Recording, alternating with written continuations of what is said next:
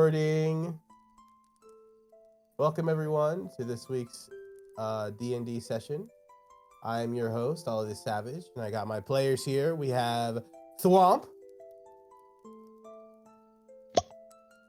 We have Yarrow. Hello. We have Tristan. Yo. And Chirp. Bird go chirp. And we are going to begin.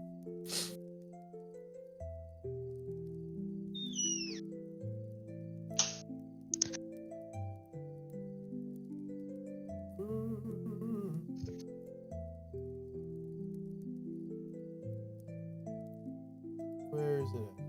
There it is.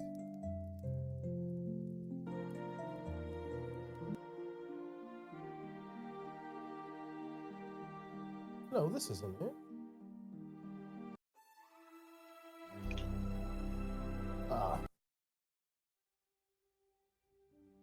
Where last we left our heroes.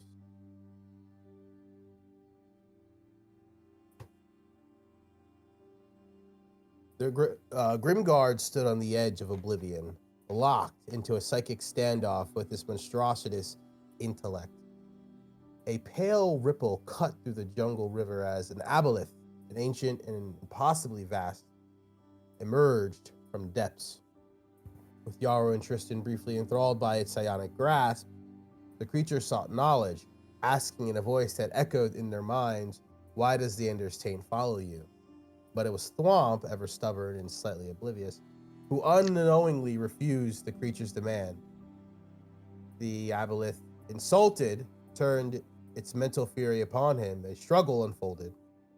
Tendril stuck, a voice seared into Thwomp's mind, and for a terrible moment, it seemed like a parasitic horror was about to take root into his skull. But just as the final blow was about to fall, reality twisted. A portal shimmered, and from it, a fox-faced fiend, Yoi, the Arcanolith, grinned full of secrets, banished the aboleth with a flick of magic, and a new offer, an alliance, in exchange for Thwomp's life saved. The Grimguard accepted, albeit warily, and in return, Yoi left a mysterious arcane tablet etched with signals. Its purpose was clear, a way for him to see them again. But he vanished as quickly as he came. Arriving in the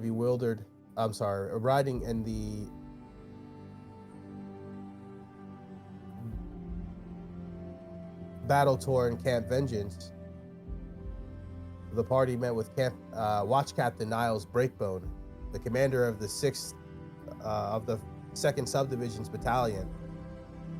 Alongside the party, Uldra, the group's Chult ally and a high-ranking officer, and Tristan Copperfield. Niles recounted his mission to them. He was to establish a stronghold for the Flaming Fist deep in the jungle, but misinformation, possibly from the reporter herself, led to a disaster at Camp Righteous. The survivors barely made it to Camp Vengeance, but they were able to build a fort and structure in place. Uldra, unimpressed with Breakbone's sanctimony and failure, stripped him of his command, placing him under her and Tristan's authority. She sent him north to Fort Balarian to regroup and begin training the new Fist recruits, and quietly ordered him to investigate Porter's role in the debacle. With the camp leader resolved, she gave Grimguard their next mission: investigate the pirate-infested waters of Jakara Bay for signs of what possibly happened with the Flaming Fist.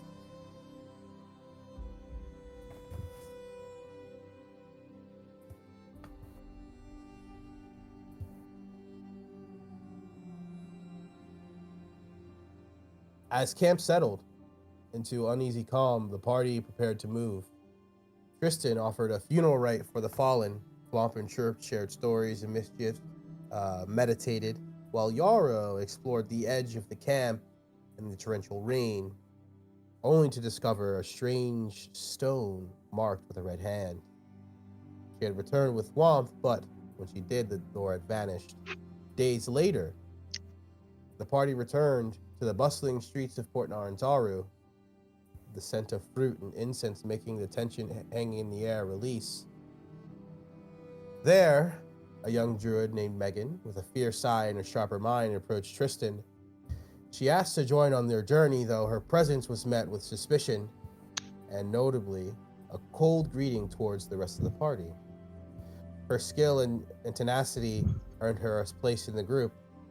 Yarrow, however, saw through her cheerful mask and forced a confrontation. It had been revealed that Meghan was the daughter of the famed adventurer Selena of the TBD, and perhaps far more than she let on. And perhaps knew far more than she let on. Now, summoned to the Thundering Lizard, the Grimguard stands at the cusp of the new paths, pirates, conspiracies, and the powers of both ancient and abyssal await beyond the veil. What lies next on this savage adventure? Only the jungle knows. And thus, we find ourselves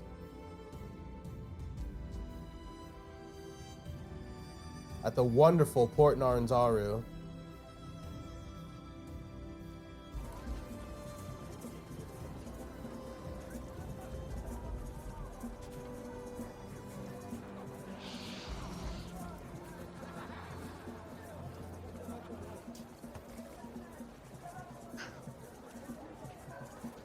So, you have a list of things that need to be done. Just to give you guys some a direction board of what tasks are on hand. You have the directive from Udra saying, find your way to Jakara's Bay and see if we can find out what's happening with these pirates. Azaka has yet to call in her favor, but you do owe her one. This young lady, Meghan, asked to see you at the Thundering Lizard. Currently, you're at the Harper's Tower. Maybe outside the Harper's Tower. Ridley is in the Harper's Tower. He wishes to speak with you guys. And Kaylin has some information on things he's been researching. Let us begin. Sir Tristan goes, let's get in touch. Let's do a once over, everybody, at the Harper's Tower, Also, and see what's going on. See if we got any updates. I agree. Let's also check up on Kalen and see what he's been up to. Sir Tristan goes, oh, and by the way, before we leave, we need to restock on supplies. The jungle you know what?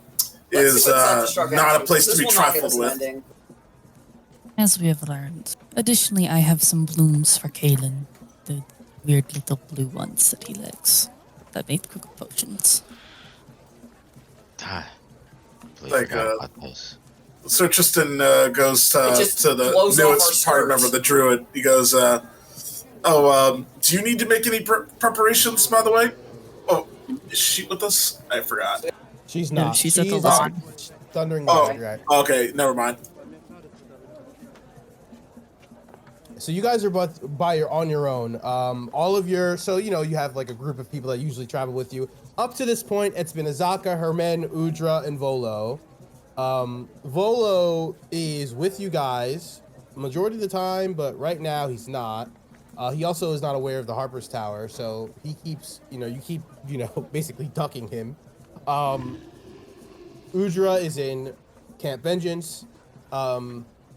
Niles is around town somewhere. He told you he is passaging stay at the Order of the Gauntlets, let's just say like police station, but whatever you want to call it. The character I don't. Eric's. Embassy. Barracks. That more accurate. Yeah, barracks, whatever Judge you said. And Azaka says that she's gonna be, uptown near the restaurant. That's kind of where she stays. You need her, ask for her there. So what are we doing? Yes. Like, so Tristan goes, let's find out information from Kaylin, and then let's think about upgrading our gear before we go out. It's clear the jungle has become a little bit more dangerous, and we should bolster our preparations, seek out magical weapons, stuff like that. Oh, true. Maybe Caitlin can help me figure out what these little, like any more information on these little knuckles.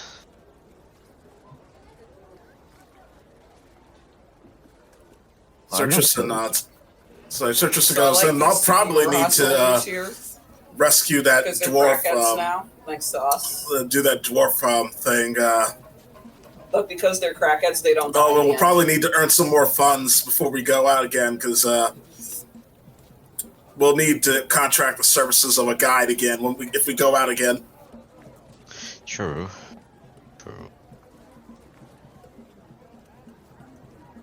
So you guys are going to the Harbor's Tower, or? Mm-hmm. Yeah. Yes. Staying. All right. Yes. Harbor's Tower it is.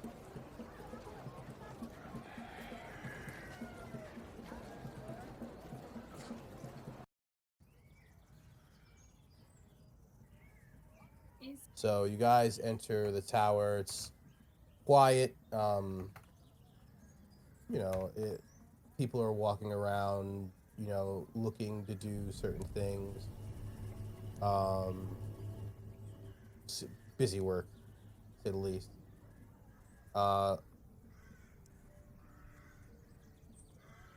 You guys find Kalen. He seems to be coming out of this corner. He has his gear changed. He's no longer wearing the Harper's robe cloak. He's wearing like a tunic, like a tight tunic, with like the goggles over his top of his head. He comes out with gloves on. He goes, what's going on, mate? I haven't seen you guys in a while. I've been working on some stuff. Pretty exciting. How are y'all doing? So Tristan goes, good. Well, first of all, the good news, we are not completely alone in this area. The Order of the Iron Gauntlet is actually functional. They're maimed, but they're still functional, if that makes sense. I mean, that's good to know. Not that I give a fuck about the goddamn gauntlet. I'm here to find demon fruits and do research. But that's great to hear for them, I guess. Speaking of, she reaches into her pouch and pulls out the 17 blossoms and the 2 multicolored mushrooms. Hands them, Caitlin. Yarrow, what the hell? I guess you've been having some fun out there.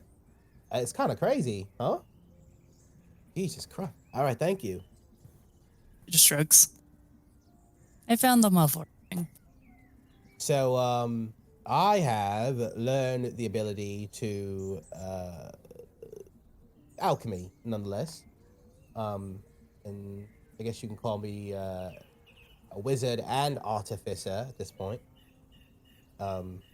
So I've been working on that, and I've been able to create these potions pretty well. However, I'm also creating some other things.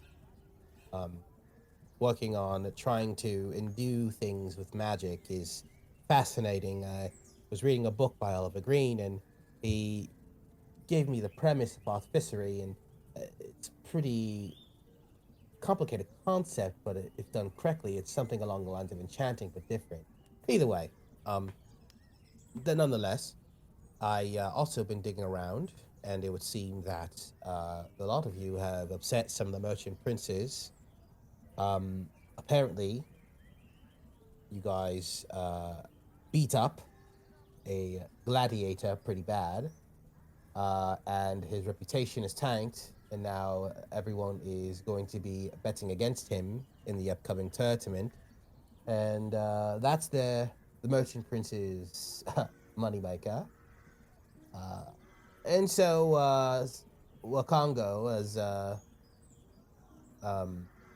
requested that when he you guys champion someone from your party in the tournament coming up to allow for Taban to have his revenge or what have you. So at least it could be narratively draws ticket sales. No one likes to see a loser fight, so bringing in someone like one of you to be a heel would be great for the public, obviously.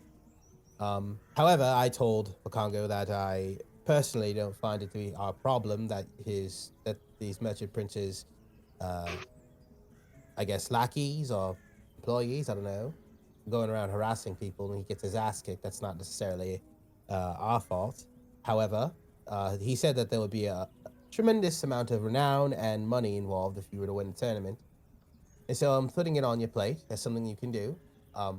Tournament's in about a month, so you have some time. But signups are due next week. So let it be on you. The tournament has 2 styles. We have a single combatant style and then team combatant style. If a lot of you choose to do a team combatant style, unfortunately you'll be facing Taban and his squad. And so that, can be an issue. I'm not sure. As he looks at you guys, he starts to see that like your demeanor and your stature and potency in aura, if we're gonna call it that, has changed. You lot look a little bit seasoned. What happened? So Tristan goes, well, we had a lovely stroll through the jungle. It's really wonderful on the body. The bugs, gorilla sniffing you, and like shakes. The undead. Yeah, and burning some bodies here and there. Good stuff. Really recommend it. Thump takes out his drone and is like, okay, he's not giving you the full picture. We stumble across all of these, and as I show him all the drawings, that. This one almost killed me. This one almost killed me. This one almost killed me. He's like scrolling through the books, like looking like, oh my god, oh my god, oh my god, oh my god. It's like one after one. Oh Lord, an Arcanolith, an abyssal creature. Oh, that reminds me. Ridley, would you like to come out?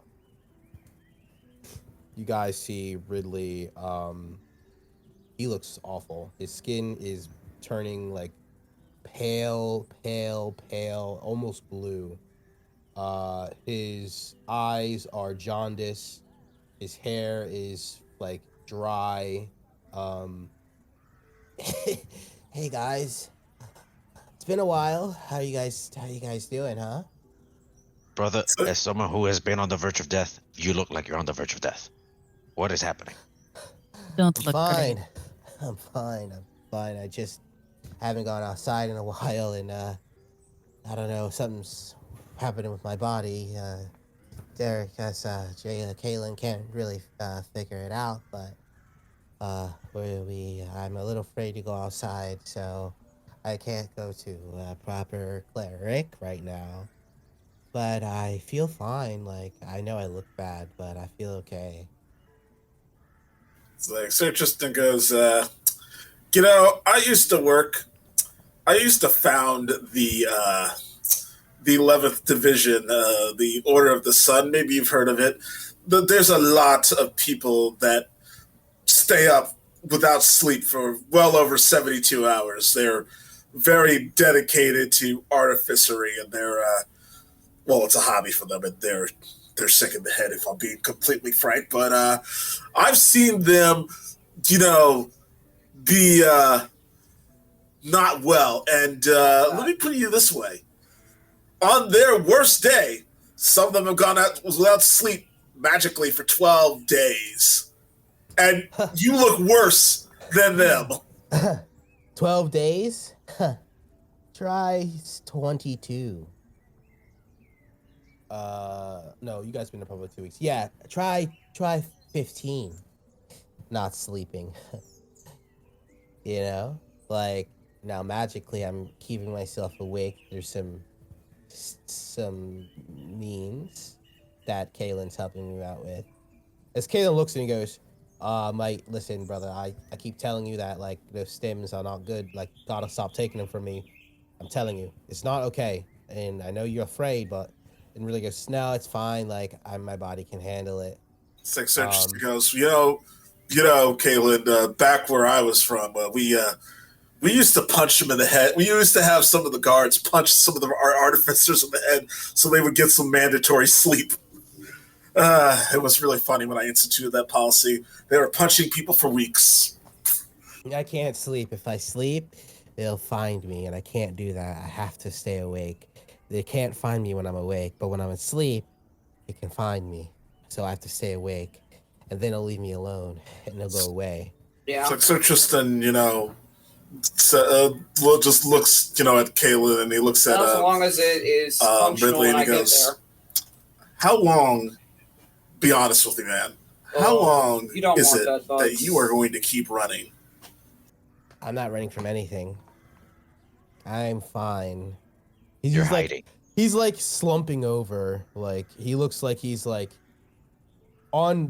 he's close to death's door. For real. It's like Sir Tristan goes, you are killing yourself running away from it. You're going to have to eventually confront the facts. You're a warlock. Anything. I'm not anything. I can only what I want to be. Nothing can tell me what I can do. Only me. Only me. He says as he like starts to slump over, and then like you see him like jolt up and then like reach in his bag, take out what looks like a injectable, and just stab himself in the leg. Oh God! Sorry about that. I'm awake.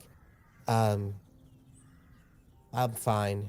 I'll just go back to studying. I'm learning about different types of ways that you can learn to do religious things to get rid of this type of stupid whatever the fuck's going on. I'll figure this out. As he like starts to walk, like he walks towards the steps, like you guys are on like a couple stories high. He walks towards the steps to go down the stairs, but like completely just misses and almost falls down the stairs, but catches himself as he walks down like off. Kaylin turns and goes, right, and so that is a whole fucking thing, and I'm not really sure how to handle it because unfortunately he gets very violent if you try to stop him, and I'm not one to kill my friends or associates. I don't really know what he is at this point. It's like Sir Tristan just, cracks his knuckles and says, I could knock you out and knock him out. I know some techniques. It's like Sir Tristan goes, but he hasn't been acclimated to the training process. Nah, it'll never work. He looked like he's about to die. What was that thing that he injected himself with?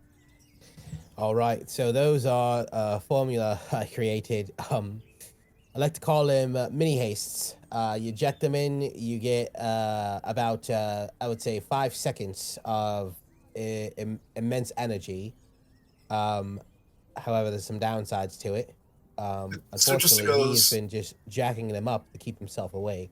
So Tristan goes, wait a minute, don't tell me. Did you use something like bitter root? That shit's illegal. Travis, highly illegal. It's illegal in Faerun. Not in Chult, apparently. It's like it was banned because it causes heart palpitations. And in some cases, it could cause complete heart rupture. I told you there was downsides, Tristan, okay? I didn't say it was a fucking miracle drug. I'm saying it gives you immense energy. Now, what are you going to do about the issue at hand? The nobles. I'm sorry, the merchant princes. So Tristan decides, it's like, the politics are always the same everywhere. They're looking for a new champion because we ruined their old ones. Let me get that straight. Right. Well, we'll just put that on our docket, I guess. Well, I'll sign you up then, and in 1 month's time, you'll have something to look forward to. Sounds good to me. Oh, by the way, if you guys want me to come along, I will, but I've been learning about this artificery thing, and I'm not gonna lie, it's getting pretty interesting. And so I'd rather remain here in the time being, but if you need me to come out, I will, but I'm just gonna be honest with you, I'd rather be staying here, especially after seeing some of the things that you guys have encountered.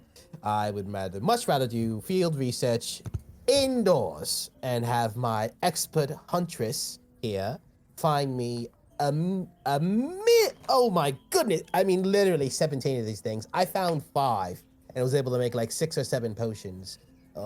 From me, this is amazing. He like looks at the mushrooms. These look red and green, huh? I haven't seen something like this.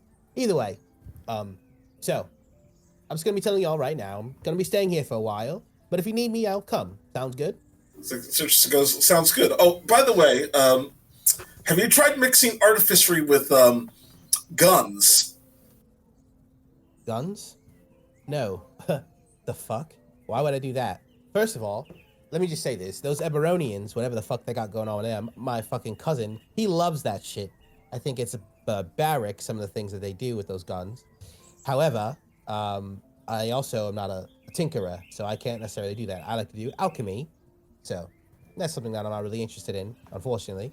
So just because that's a shame. Well, we at the 11th, when I was running it, we experimented with artificery and guns and whatever, and we made a lot of interesting headways. We were more concerned with the practical applications more than the theoretical. The Oliver was more interested in the theory craft or whatever, but they produced a lot of good stuff. Don't get me wrong, but it wasn't really practical, and I found that there was a lack of practical application of magic. So I was like, you know what? Why don't we take a hand at it? And before you know it, one thing led to another, and I had a whole mess. A lot of wizards, artificers, some warforged here and there, and we created an 11th. Tristan, you meant to say the 8th, but yes, you're talking The about the 8th. sun. Yeah, the 8th, yes. Well, I mean, that's cool, Tristan. That has nothing to do with me, A, and B, I don't like guns. So, no. But anyways, I have to go back to research. It's a pleasure seeing you guys. Y'all row, I will... Before you go, sorry to interrupt you, but I found these as I showed him the knuckles. They seem pretty powerful, but can you maybe tell me what else they do? He looks over him, he takes out a little, it's like a little piece of glass. The glass, it's like a flat tablet glass. He takes the glass, puts it over it, and am I losing internet? Am I still here? Yep, you're still here. Okay.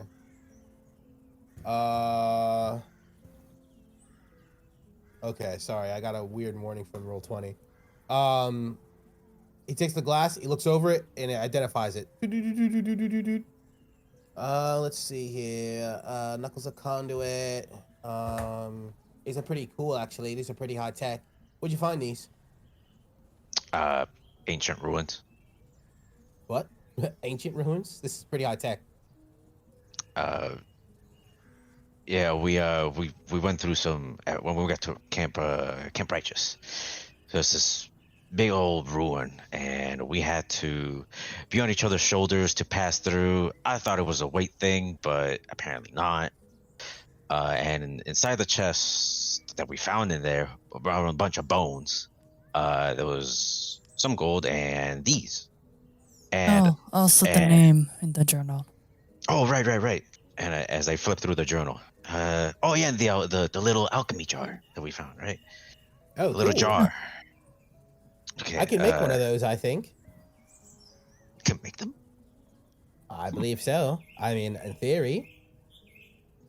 Cool. Well, before we get it sidetrack with that, as I flip through the notes and I go, we found this. I don't know if it means anything to you, but there was a little journal written down with this, as I show him the exact writing that was on it. Yeah, the ripped up page in the journal says, "Those who built the tombs beware, he devours your souls, Asterisk." Kalen goes, "I don't know who the fuck Asterisk is, but sounds like he's a badass. I mean, if he's devouring souls, that's pretty fucked up. I'll run his name through some of the networks, see what I can get from you." The little Carnolith that we met was interested in it. I don't know. Yeah. So, what was up with the Arcanolith? Why were you messing with an Arcanolith in the first place? First of all, if an Arcanolith is here, that means that either a demon prince is here, or they're part of some type of something with a human, which probably the second one's more likely. So, what do the Arcanolith want? Well, first wanted information. He said he just wanted knowledge. We found him at that exact tomb where we found these, and he said that he couldn't get in, supposedly because of some barrier that he quite literally couldn't get through. I couldn't see it, but we thought I would throw an undead on there, and it was a literal invisible wall. I'm not magically inclined to know enough about that.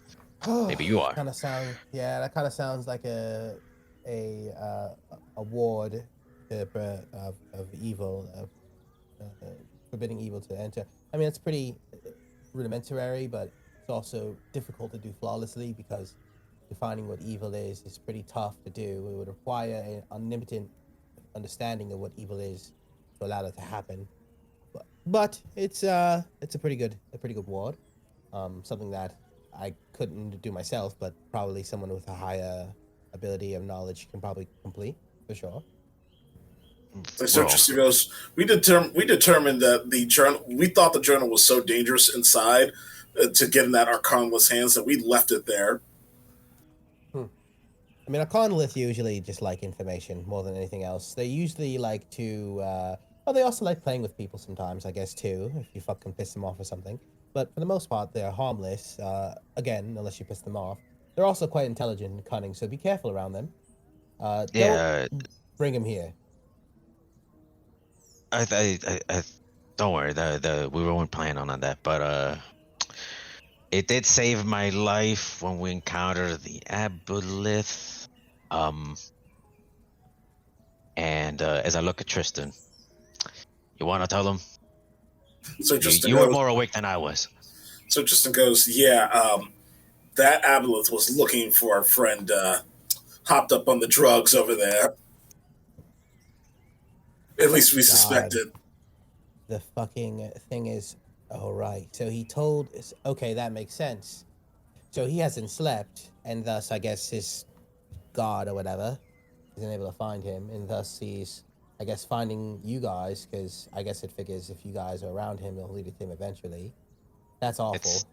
That's horrible.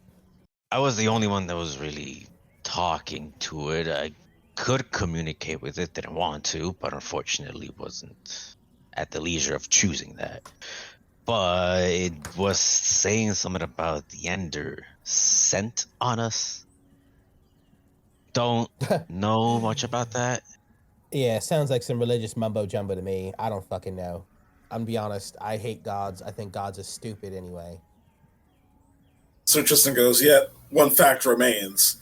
It is because of Ridley refusing to accept that he's a warlock that these creatures are after us. So apparently, what the fuck do you suggest? So Tristan goes, I don't know. So I think we need to have somebody get through to Ridley, that he can't keep running forever. He's running from himself. He's running from his responsibilities.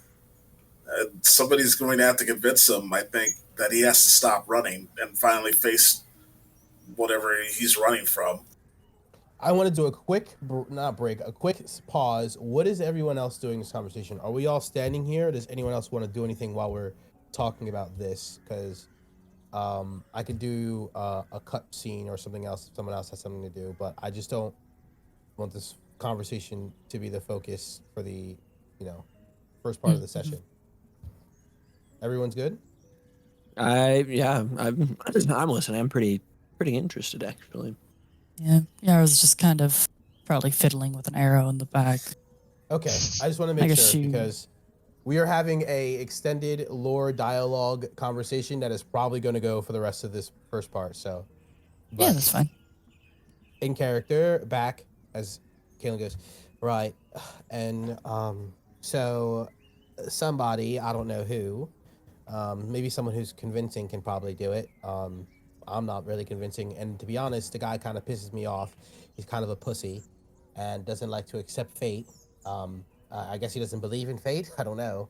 If you believe in anything, believe in fate, for it is real. But again, not me. So Yaro finally kind of chimes in from the corner.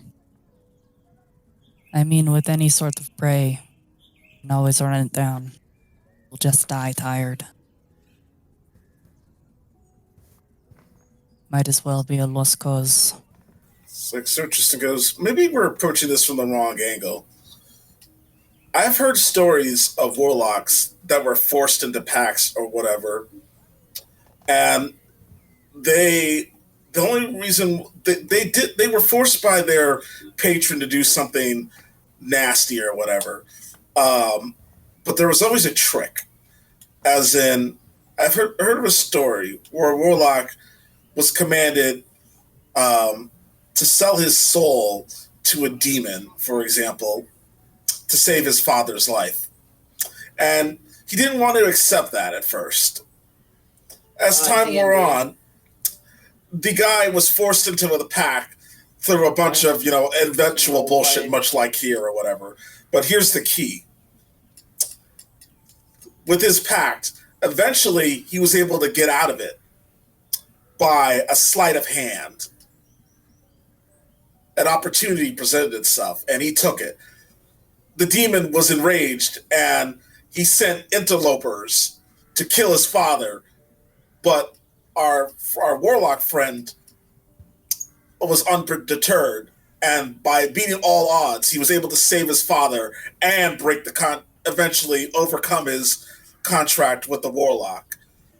What I'm suggesting here is that we tell Ridley, maybe he can't break it now, maybe he can't escape it now, but he won't have an opportunity to save himself from it later if he doesn't go in now, essentially. To be honest, I don't give a fuck about Ridley. I'm gonna be real. I do not care. I'm gonna be honest. For two reasons. One, I don't know the guy, right? And two, he clearly doesn't care about our lives if he's allowing this to continue. Neither does he care about his. So for me, Tristan, I'm going to say hands off. I believe Yarrow agrees with me. Anyone else? I intend to talk to him myself. So Tristan goes, I'll help you. I don't think that's a good idea. So Tristan goes, well, if you feel that way, give it your best shot. I know you haven't known me long, but I'll simply ask that you trust me.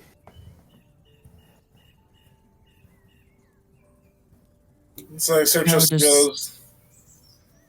So Tristan nods and he goes, yes, I guess I'll trust you on this. Phone goes, part of me wants to agree on letting it go, but even if you're not interested in him himself, the effects of that will probably linger on more than we think. If this is that serious that his stench, or whatever the stench is already following us. I don't see it, but that aboleth did.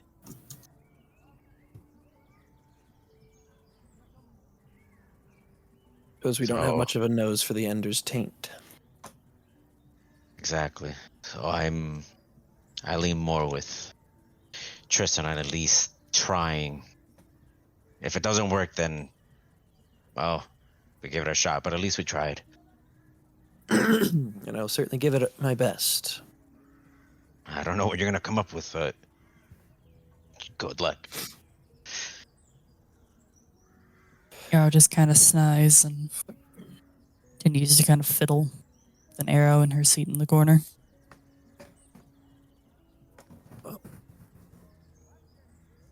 Chirp, are you going off to talk to Ridley now, or are you going to do it later?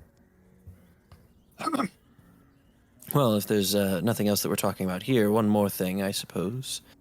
And in going back to psychic speaking, strictly into Kaelin's mind at this point, in my assignment here to Grimguard, we have an opportunity for the Harpers to extend the network deeper into the jungle, and I think it's a good idea. Considering I am working with Grimguard and it is currently going to be their base of operations, I think that I can be the point of contact for Vengeance, or Camp Vengeance for the time. But I think creating a Harper infrastructure at this camp as well would be beneficial. Oh, god damn it. That's so above my goddamn pay grade. You have no idea how fucking much shit you're gonna make me do. Fine. He responds back. I don't think you understand that I don't know who else to talk to because your name was on Oliver's letter. All right. Well, I'll talk to some of the higher ups here. There are some people here that are from. Well, technically, we're not in Chult when we're in this building. Technically, we're in Neverwinter. This is like a hyperbolic chamber of space that they do magically. I found out it's a very interesting tech they do. Basically, they set up the sensors, and then it acts as a teleportation gate between here and in a room a building they dedicate solely to being a chamber. It's very interesting. So technically, we are Neverwinter. Unfortunately, people who come in here cannot leave. They have to. When they leave, they're in Chult. So that is the only downside to it. But it's very interesting. So there are some people here I could talk to. I'll get back to you on that with some more information. Unfortunately, that is more paperwork. But thank you. I agree. That is a good opportunity. Indeed. By the way, Chirp, I'm not sure how much you know or don't know, but I got reports from headquarters that there are supposedly some red wizards here. Just be careful. The red wizards don't necessarily are not necessarily allies with our organization. If anything, they're kind of our antithesis or rival. I'm not sure what they call them. You speak of Port Nyanzaru. Right. Well, Chult. I've got Chult. reports that the red wizards are in Chult, not necessarily Port Nyanzaru, because I haven't seen any here. But the Zents are telling me that apparently the red wizard's been spotted looking for something. Also, the Zents told me that there have been giant footprints found somewhere in a jungle as well. Be careful. I'm not sure what that means, but they said giant footprints. So be careful of any large creatures or anything like that. Interesting that the Zents would offer up so much information. Did you pay for it? I might have exchanged some information back. I see. Noted. Giants and red wizards. I'll keep my beak sharp. Thank you.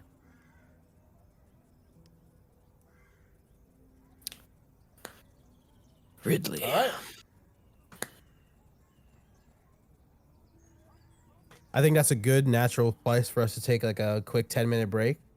We'll be back.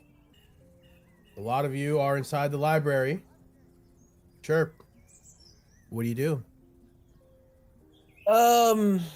Where did I see Ridley go after he shot up whatever Down the he was stairs. shooting? Downstairs. Uh-huh. I will simply follow. Yep. You go down Just- deeper right. into the I tower. think he went, yeah. Tristan's gonna follow you, and he's gonna say to you, I'm gonna let you do your thing. I'm just gonna make sure he will leave the room or whatever. I don't think... Oh, okay. All right, Tristan. So Tristan goes, don't worry, I'll keep my distance. Well, I have to find him first. This place is quite large, so... And I will start looking for where he went after the stairs. Down about 6 flights of stairs. You're on like the lower part, or would be considered the higher part of the tower. As now they're in like high-end experimental rooms. You see a bunch of boards with formulas and complex writings and magical scrolls, spell scroll, like incantations on the wall. And in one of the rooms, you see Ridley. It's like he is sitting at a desk, and it looks like he's reading a book, and he is like high on like methamphetamines. Like his eyes are tweaking, like he bro's tweaking right now, straight up. But he's writing and reading. He's not like outwardly violent or anything like that. Mm-hmm.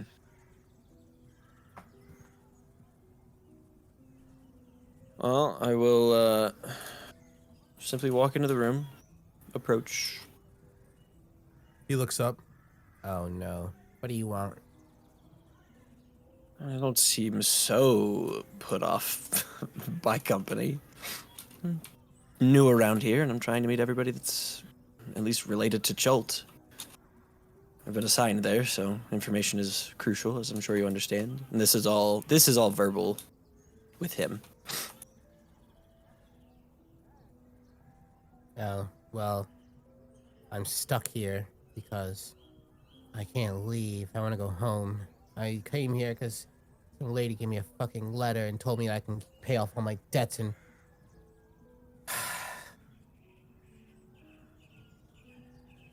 What do you want? Like I said, information. Okay. Is that all right? Sure. So a lady, I find this interesting. I will inquire about this. You say a lady gave you a letter that said you could pay off your debts. Yeah? Have you met this lady? No. So you weren't familiar. They approached me and told me that I was founded to pay off my debts in Waterdeep and to go see this woman named Sindra Sylvain. Then I got stuck with these people, and now I'm on this stupid ship in the ocean, and now I'm like this. He like looks at his hands that are all like pale and like frail. I can't. He like starts dozing off like mid-sentence, but then wakes back up. I can't stand it anymore. I don't know what to do. I can't go on like this. You are beyond distraught. That much is plain to see.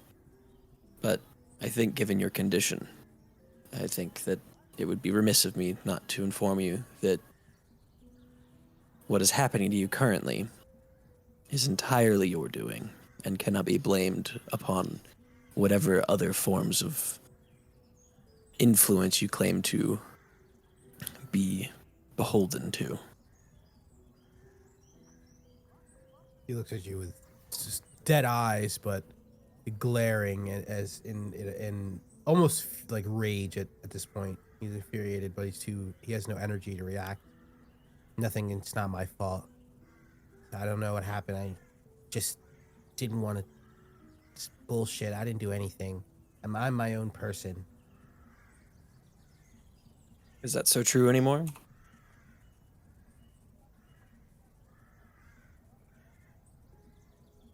He like pauses and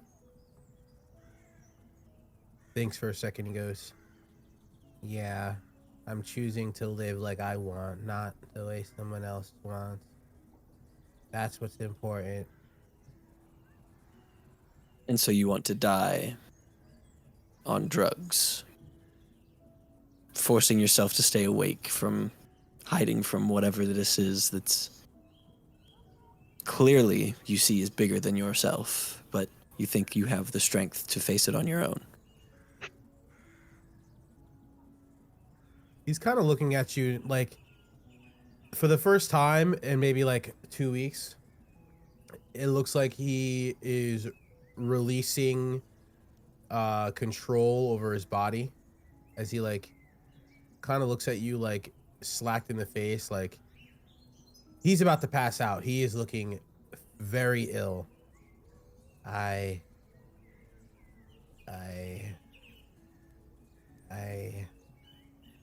As he like nods forward and just slams onto the ground, onto the floor, unconscious.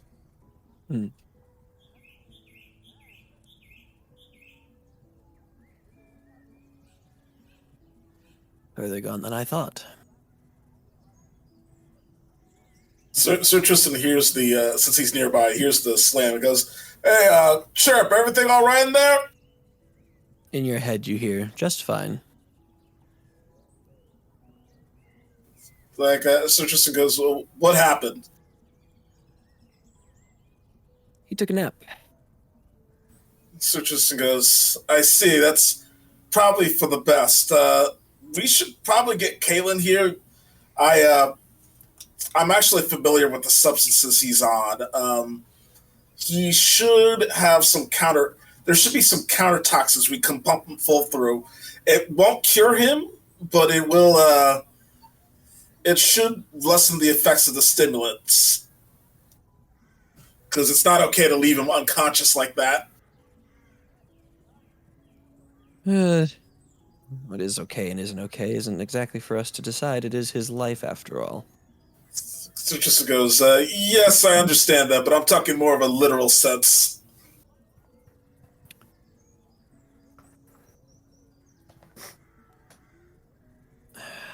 I want to go over to Ridley.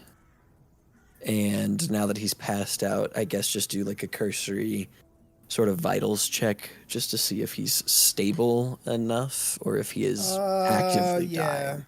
Give him a medicine check.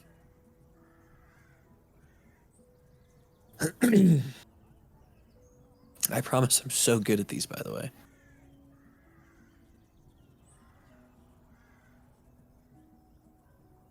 Not. Oh, yeah. His pulse is fading. It is slow. He is losing. Like right now, he is losing stability. He's becoming unstable.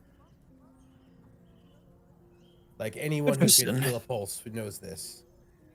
If you could please come in here and make sure that he doesn't pass on. It's like Sir Tristan goes, right away. I know some I know some things. Tell Kate.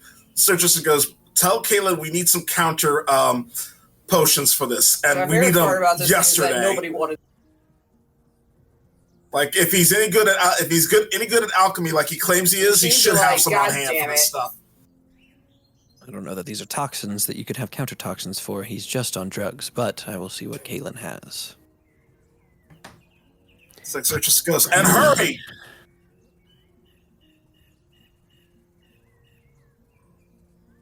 Yeah, and then I'll go try to find Caitlin.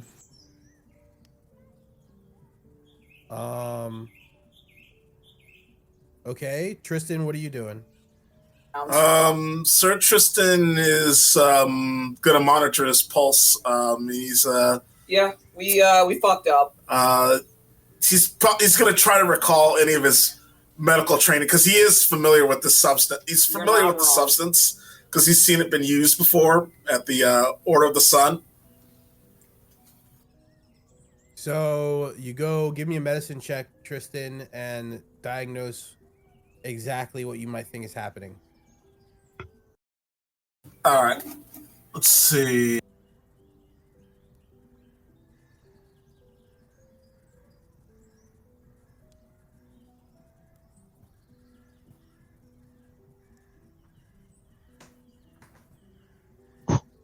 Oh, good Lord. So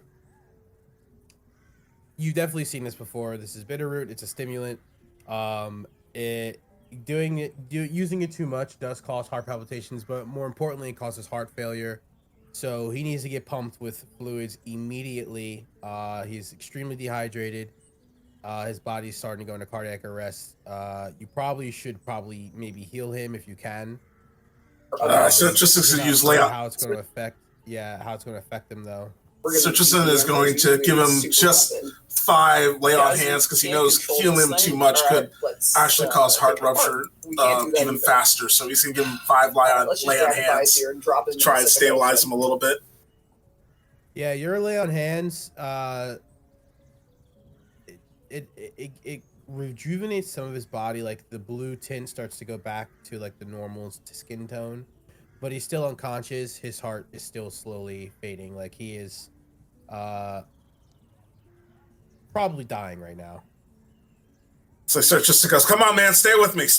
And he's, healing him just slightly, he's holding his head up. He's doing all the proper procedures and everything.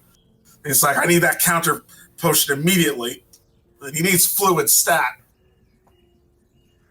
Chirp, you meet with Kaylin. I'm sure you discuss what's going on. Kaylin essentially tells you he doesn't have any type of counter things, but he does have a bunch of medical fluid stuff he does for trying to just need things. medical supplies. Yeah, just like medical supplies. He has some fluids that you could like pump into his system, but he doesn't have any counter toxins. Ridley is basically on his own right now, and he needs to go to some type of temple to get healed. Essentially, what Kaylin says to you. You want to relay that back to Judge. Yeah, and I'll take whatever medicine or medical supplies I'm given from Kaylin, bring them back to wherever the room was on the 6th floor, and I will relay that to at least Sir Tristan. I don't think anybody else came along. So Tristan goes, damn it. Okay. Well, let's get some fluids into him. I really hate to do this, but we're going to have to move him. Get Yarrow in here. We're taking him to the temple. Where's the nearest temple? You guys would know that the closest temple is Tamora in the Beggars Row. So Tristan goes, okay, we're probably, hold on. I think I remember now.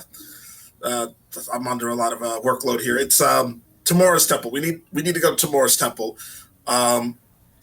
See if you can find a merchant with a cart or whatever. We'll borrow it. We'll pay anything.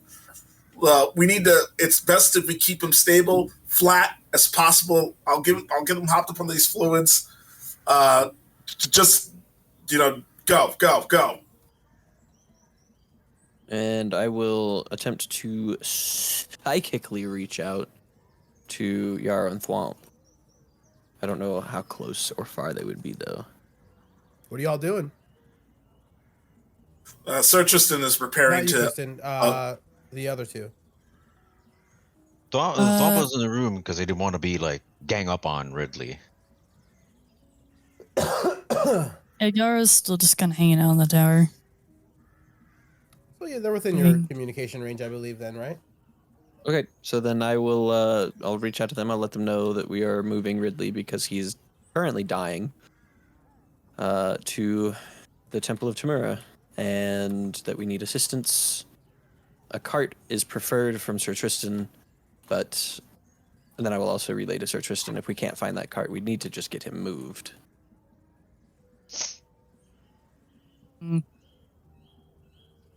Yara will go out and at least see if she can find someone with a cart. Thwomp was gonna assist her with that. You guys walk outside. You're in the Beggars Row. You know, you guys are aware of the size of this town, how long it would take you to get across town, and how long it would take you to get back, and then probably not enough time. The Temple of Tamora is about a 10-minute walk down the road it's in Beggars Row, so it's not very far. So it'd probably be easier to just carry him there than to find a cart. However, if you would choose to go up there, you can, and go find some type of cart or something along those lines.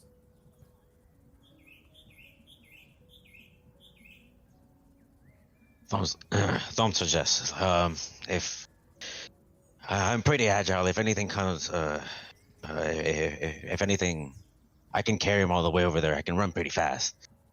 But So just goes, I'll carry him with you. Let's grab him. It's important that we keep him moving in the direction. If we find a cart, good. If we can't, at least we're on their way there. okay. Yara will keep her eyes peeled for a potential thing to carry him with. It's like Sir Tristan Like, goes, even all if right. it's not a cart, So but Tristan goes she'll to just let Judge, them I need you do to let their people thing. talk. Sorry, I was stepping on each other. Sir Tristan goes to Thwomp. All right, keep him level. Keep him. Let's keep him balanced between us. All right, lift on 1, 2, and so Tristan lifts Ridley up with Thwomp. Same.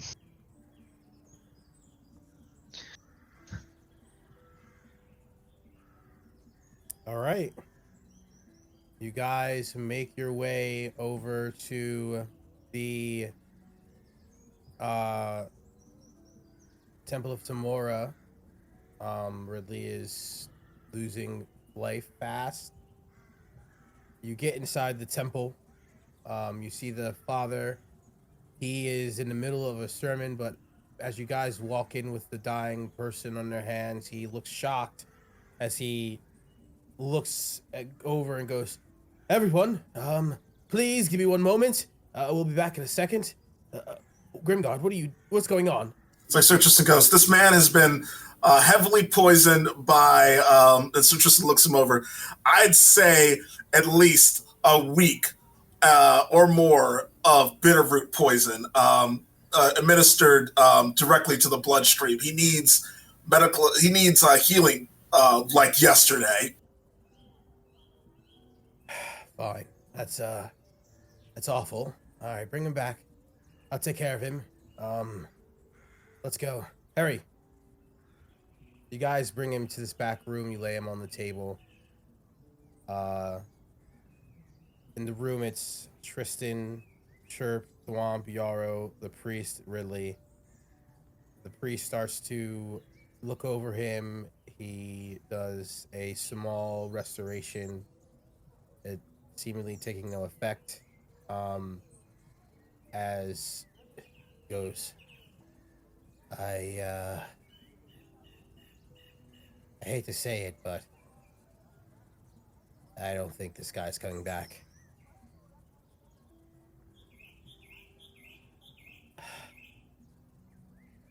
So she just goes, damn it.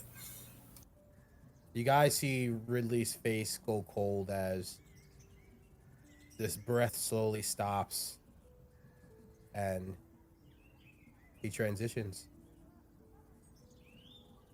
And as it happens, you guys feel a mystical shock happen. But Chirp, it rattles your mind. Usually you're pretty good with mental defenses, but this one rattles your mind as you hear a scream, almost sounding like Ridley being pulled to the void down the river Styx.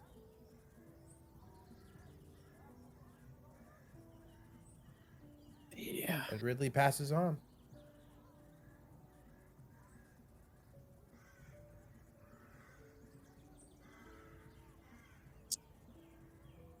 Well, that doesn't look good. So it just Nothing goes, Kalen. well, Sir Tristan goes, I guess I'll just prepare, well, in times like these, I usually prepare next of kin notifications. I'll get on that. Sir Tristan's not, he's seen death before and he's had to bury many comrades before. He's hiding. He's going through the motions of. He's doing operations in his head, essentially, to take his mind off the death of a comrade, essentially, here. How about everyone else?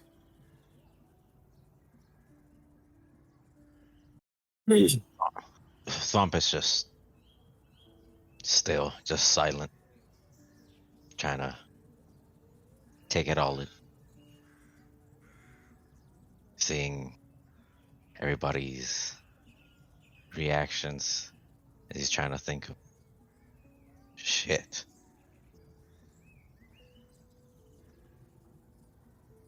Yara was also kind of still, but her face remains stoic. Kind of once again no stranger to death and the natural cycles of things. She'll finally mutter, "Told you you would only die tired."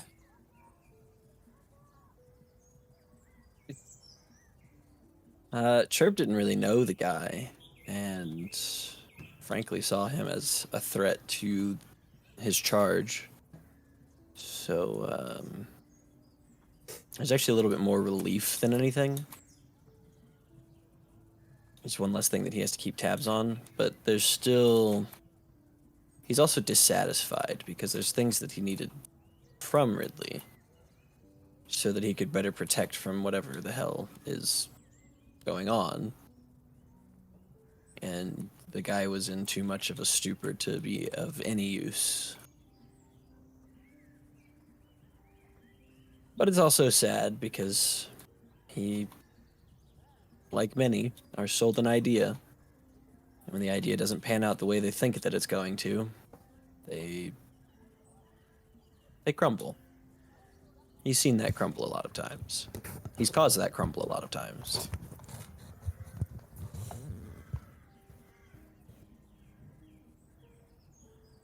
The priest is, well, I guess we'll have a funeral right for the young man. Put him at sea. All right. I need you guys to leave at once. I'll inform you when he's ready. So Tristan goes, yes. All right.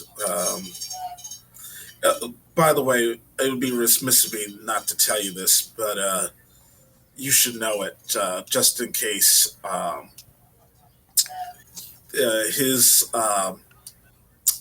He was a warlock in denial, essentially, and we think whatever drove him to this. He points to Ridley. He's like, whatever drove to this might still come after him, so you should be careful. Hopefully not. Well, I see. Thank you. Leave at once, please. I have to start doing preparations. It's like Sir Tristan nods. Yes. Come, everybody, Grimguard. Let's leave him. Yeah, Arrow just nods and kind of quietly leaves the room.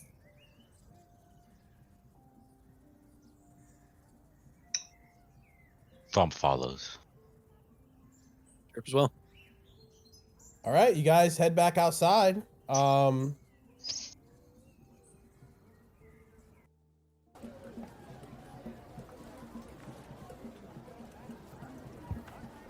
Well, that happened. You still have a lot of things on your list you need to do. The priest told you that he'll reach out to you guys when the ceremony is ready. You guys are free. Sir Tristan goes, let's go to the bar. Yeah. With Meghan?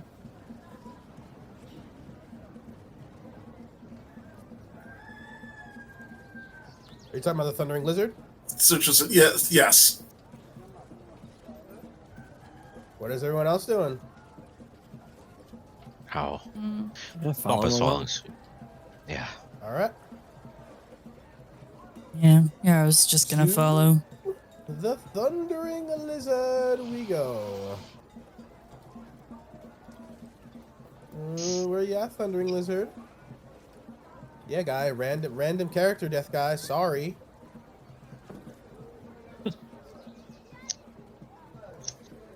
Can't say it wasn't unexpected. Yeah.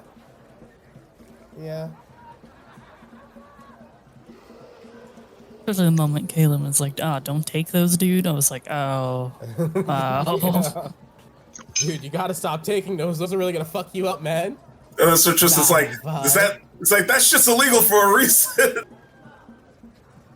Listen, Judge, you gotta stop fucking talking over people. You're doing it a lot this session.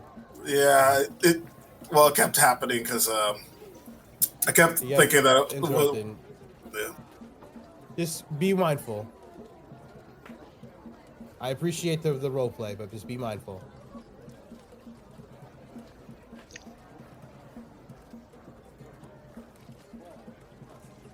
Where the hell is the Thundering Lizard? The Thundering Lizard. It got deleted with Eberron. I would have it. That didn't happen. Oh, here it is. I put it into a weird folder by accident. Okay. Recovered. So.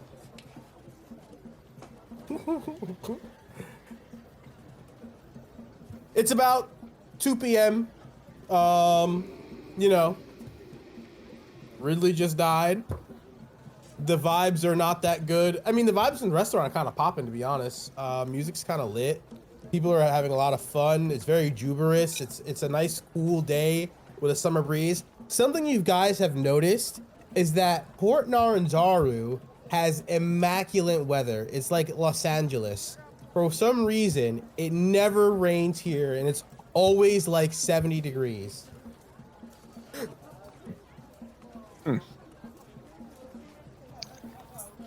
However, you guys see Meghan walk out of a room. Down to you guys. Hey guys, what's going on? Nice to see you again, fellow party members. She meets a lot of you. Oh, go ahead. So, I've been doing some like research or whatever, and so basically, I've found a way to tap into the stars a little bit better. So I learned some new things. So, but I'm ready to start teaching, putting into effect. What's up with you guys? So Tristan goes, one of our party members, former, has passed away. So that's the thing. Oh my god, I'm so sorry to hear that. It's like, so Tristan goes, yeah, some of us knew him, others didn't. We had a complicated relationship with him, but we were his friends, and it was still tragic to see him go. I'm not gonna pry. May Lathander take him to the right side of this morning sun. Anyways, so what's on our mission? I know that like you guys wanted to like do some cool shit, so I'm totally down. Like, what are we doing? So Tristan thinks for a second, and he goes, well, I'm thinking for the immediate interim, we need to earn some money again so we can get another hire Azuka so we can go out again. That's the most important thing. Two, I really think, given our past encounters, the jungle's becoming more dangerous, and we're going to need to adapt as a result. Thus, seeking stronger weapons and equipment should be our priority before we do anything else in the jungle. Well, or at least if we go into the jungle, that should be our purpose. You guys want to go dungeon diving? I'm down with that. That's some good way to get money. I got like $2,000 doing it with Kinley. No. Huh. Do you know any other dungeon locations? Oh, speaking No. of, Yarrow kind of taps on Thwomp's shoulders. Show them the door. Thwomp goes, oh, Found. yeah, sorry, was a I little found. distracted. I'm sorry. Here.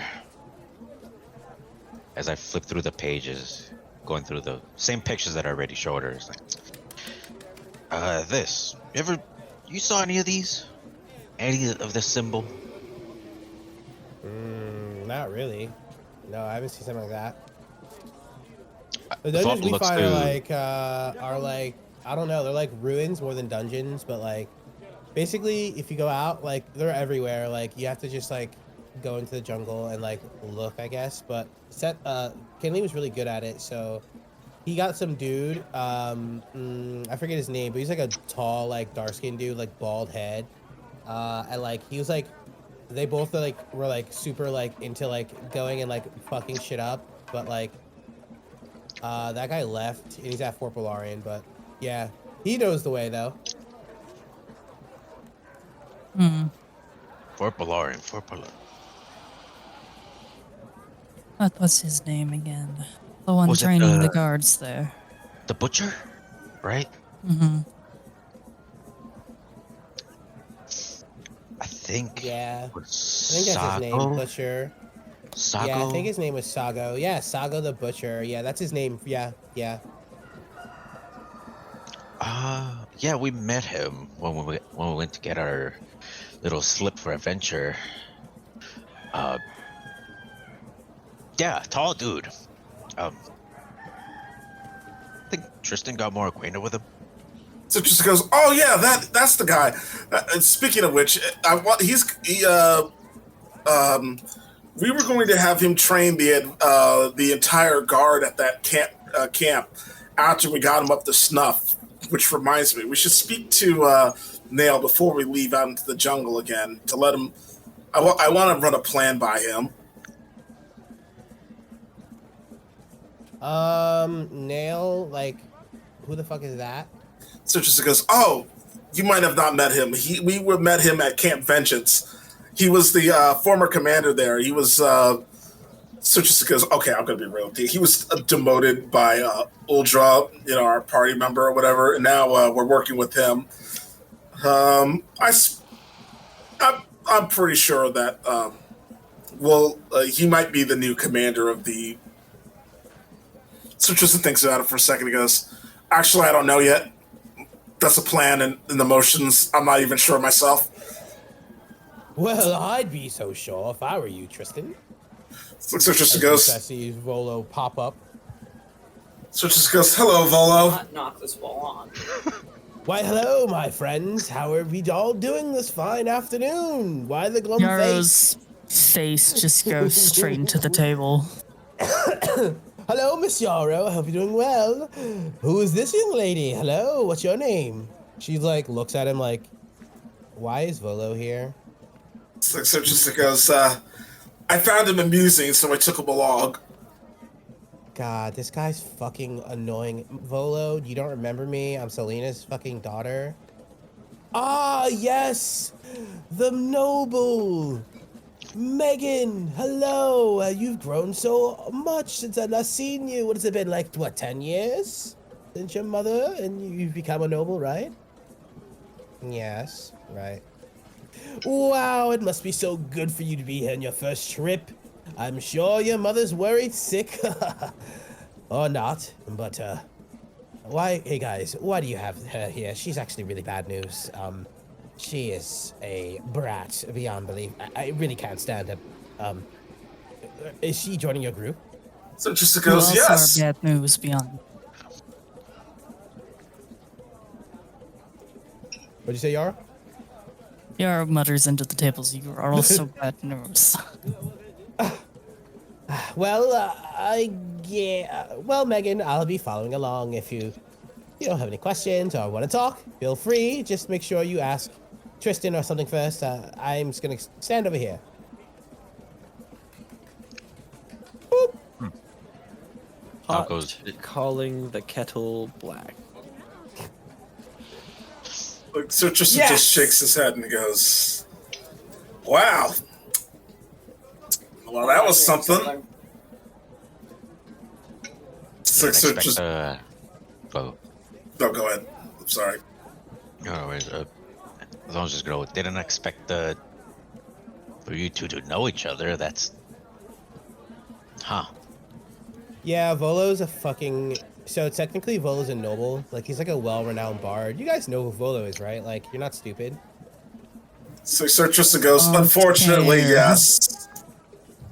I don't think we've had much of a choice in knowing him. So he's super famous or whatever, and so he's really popular amongst the nobles and shit. And my mom thinks he's hilarious, a fucking jester or some shit. She can't get enough of him, so she has him come by the goddamn racetrack. He does his opening routine once a month at the opening racetrack. It is so annoying, but everyone laughs and I don't get it, to be honest, but everyone fucking hysterically laughs at his goddamn specials and brings in a lot of money, so he's super popular. He's also really fucking annoying to deal with. God. Whatever. So he just doesn't goes, me, so he just stays away. So just goes, well, you'll be happy to know, Meghan, that I squeezed his head almost like a grape once.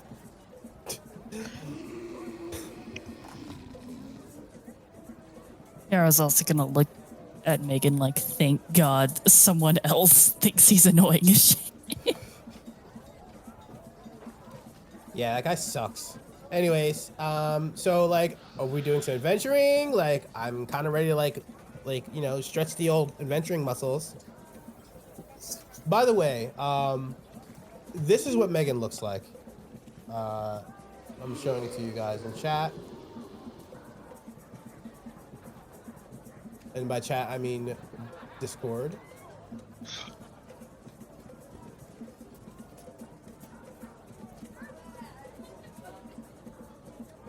In notes, Meghan. Meghan. Attractive, blonde, green eyes. She rocks some very nice, you know, nice dress tunic. Very smart. Kind of. She's nice. She's kind, but she's not nice. You know what I mean? Yeah, like she's she's a good person, but if you piss her off, she's the worst person to be around ever.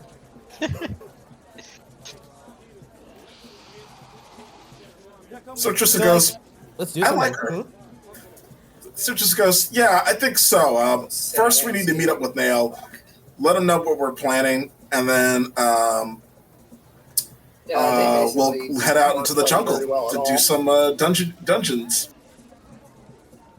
Are we going dungeon diving? So who are we taking? So Tristan goes, well, we'll need a guide at bare minimum. Right. So like, who's your guide? Well, Don't fucking tell me. You guys hired Volo too? So Tristan no, goes, no, at first, but that's long gone. He's not our guy. It was a fucking mistake. Kinley did the same thing, and Volo was like, Sir Kinley, Sir Kinley, Sir Kinley. And he was like, dude, shut the fuck up, leave me alone, and then kicked him out. It was actually pretty funny. so Tristan goes, so what you're saying is that I have a patient of a saint. Whatever. The previous guy that we just had was Azaka, but we used a lot of our funds on that trip alone and getting the supplies and everything. Well, Speaking you do of- have some money in the party fund. Hold on now. You have 530 gold pieces. Yep. True. We still have some money left, especially after the little tomb that we went to. But do we want to go with her again? So Tristan goes, I think that's a good idea. Oh, by the way, guys, let's not do what we did at the Camp Vengeance. Let's get some supplies before we go out. Yeah. Agreed. Hey, are you guys gonna bring like her whole crew? Cause like, isn't she like fucking hella expensive? Like, why would you do that? So Tristan goes, oh no, we're only gonna bring her along this time. We only brought along her crew last time because we had an important head of state to bring over there. Oh, okay. Well, she's actually kind of cool, but like, I'm not gonna lie, she's like super aggro, and like it kind of is annoying sometimes to like be around. But like, she's kind of cool though. She's like, you know, in your face type. But like, I don't know. I don't mind it. I guess. The issue is that she's really expensive. She's like 5 gold a day or something like that, and then like on top of it, you have to bring her crew. It's like 100 gold pieces, and then 5 gold a day. Like, you know, what they're Isn't really good Sago at. just as expensive? Yeah, but Sago also is fucking doesn't bring his crew with them, so I guess they're the same price if you think about it. I guess Seth just likes Sago. I'm not sure. I'm sorry. She said Seth, but I guess Kinley just likes Sago more. But To be fair, we've arranged an agreement with Azaka, so she is cheaper today. oh, that's pretty cool. It's an exchange of helping her cover a family artifact. Oh, that sounds like fun. Actually, let's do that.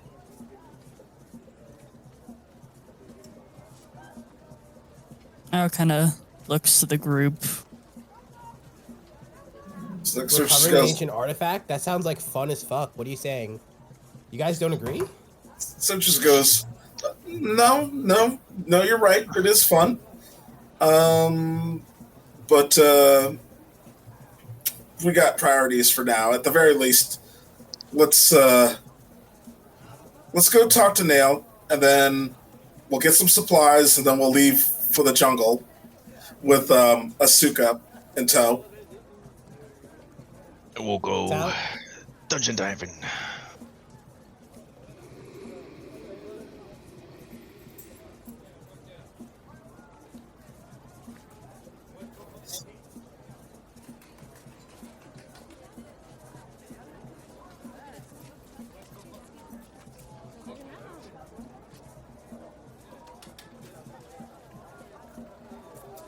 recording.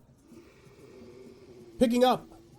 Meghan goes, so let's go talk to Azaka and, like, let's go do some cool shit, right?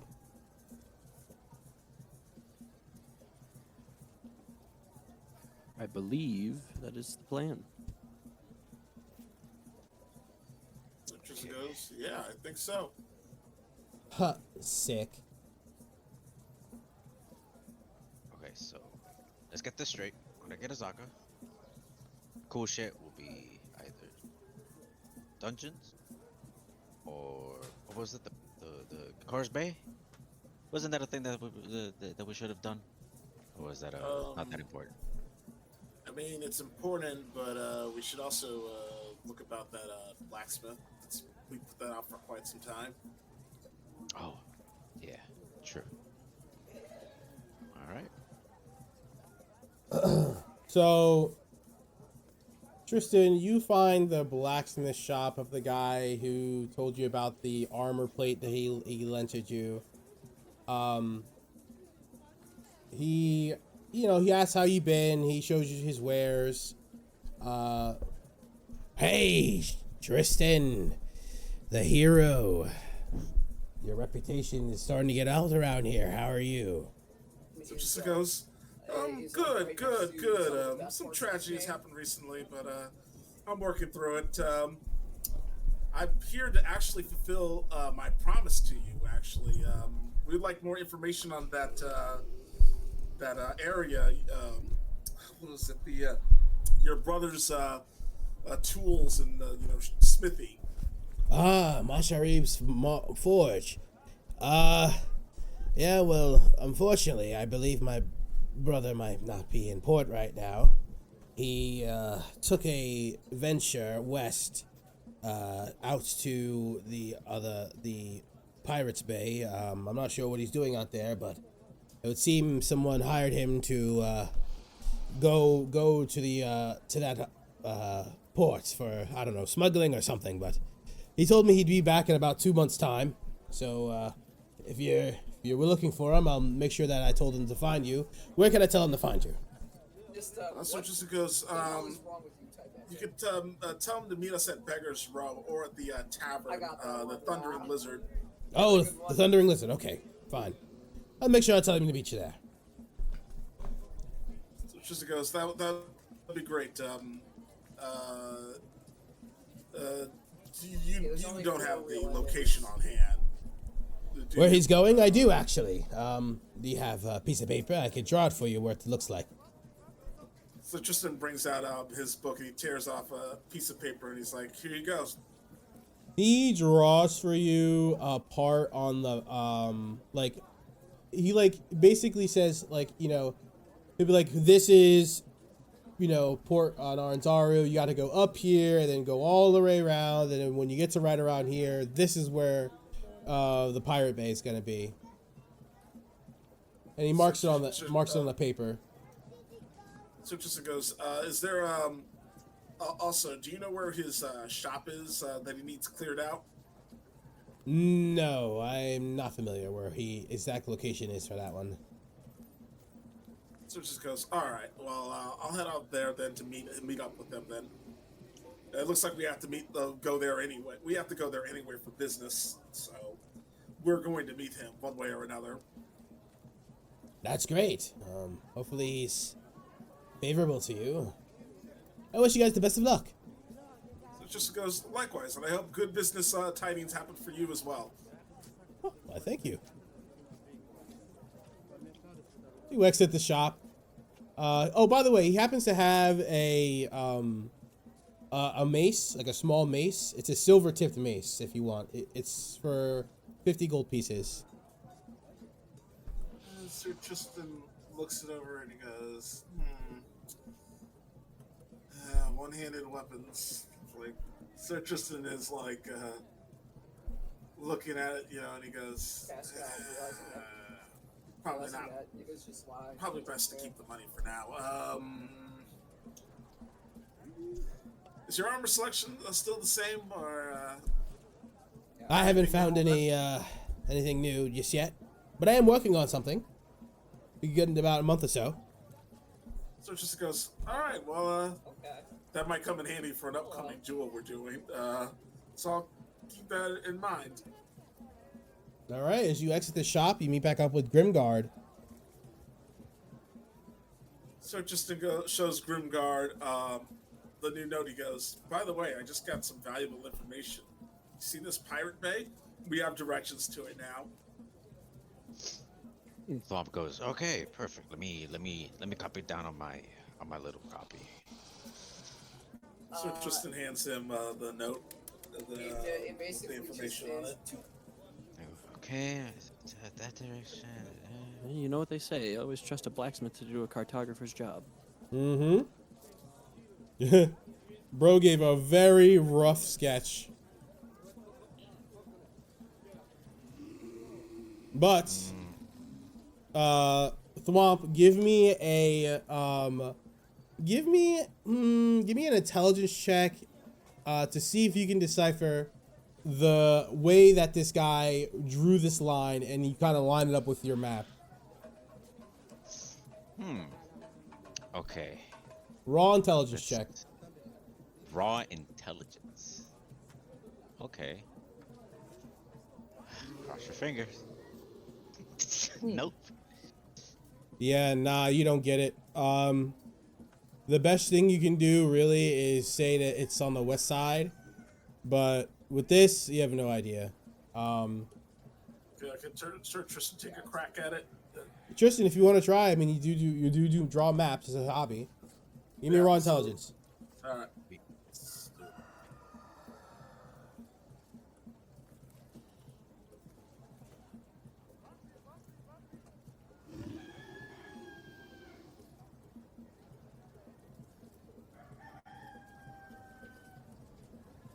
That's Nice. 20. Golly.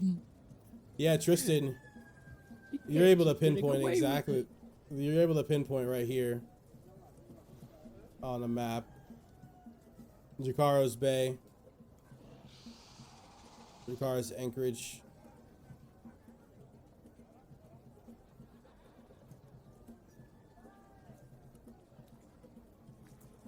Thwomp goes, sorry, never been there before or anything, so I don't really know. I don't know how you deciphered that, but I'll So copy it Tristan down. goes, when you deal with people with poor handwriting for a long time, you kind of know the signs. Updated map just dropped. Hell yeah. No, I copied my handwriting from my instructors. They only wrote in cursive, which was kind of annoying, but easy to learn.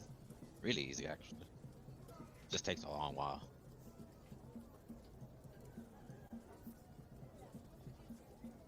So, you guys you're back together. What are we doing? Did we get Asuka yet? You haven't talked to Azaka. Zaka. Yeah, she's at the bar, so if you go to the place that she's at, she'll meet you guys. Yeah, let's go there. Hey, what's going on, guys? Haven't seen you in a while. How you been? It's been a couple days. It's been a couple days, I'll tell you that. Just some nods.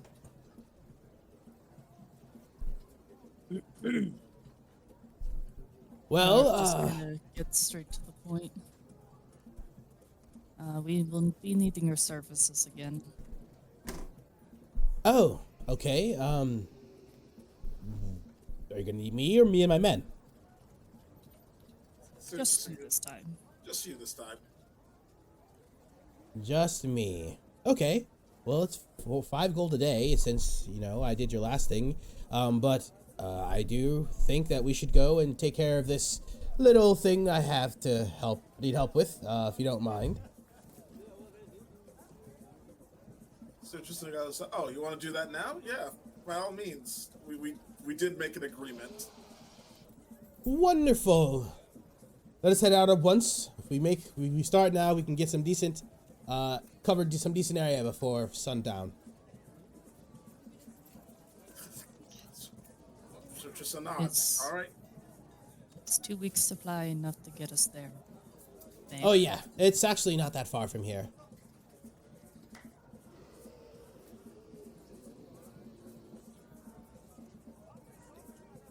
You guys set up and ship out? Well, all right. All right then. Goes to Azaku goes, just to get it written up and everything. Can you mark me on this map as I show her, like, my copies? Like, can you mark me on this map where it's gonna be so we can kind of chart out the route?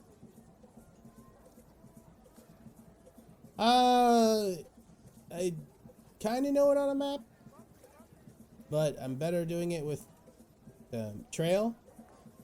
Oh, But I'll try my best. it's that pull of feathers. Just here, use this.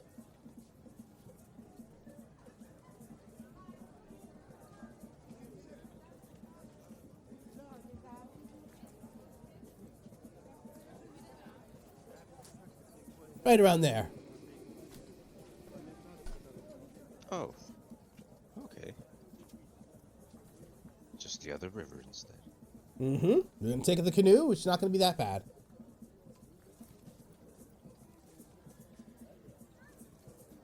All right then.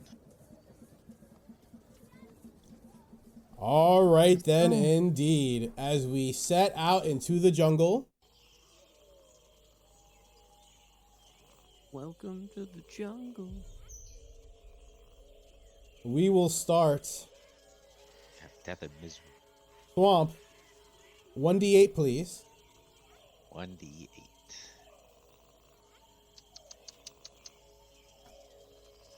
Ah, yes, and beautiful 8. The day is scorched. It is hot as you leave Port Nyanzaru's cool, misty breeze. The weather is unbearable. It is. You guys are. Those who are not cool aligned are going to suffer heat exhaustion for the day. However, it's late in the day, so you do not suffer the effects of an exhaustion just yet. But it is unbearably hot outside. Everyone give me survival checks. Sort of. 17, 13, 11. Nat 1. Beautiful.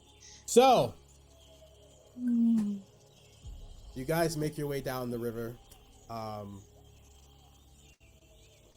It becomes nightfall. And the area you're in is extremely infested. You hear zombie screams everywhere. It reminds you of the time you got lost. You guys pull up for camp, or do you continue to push through? And you pull up for realize camp. that you're Do we all agree? Camping with all of those zombies around? All those undead? I honestly think it might be best for us to push through. It seems heavily infested.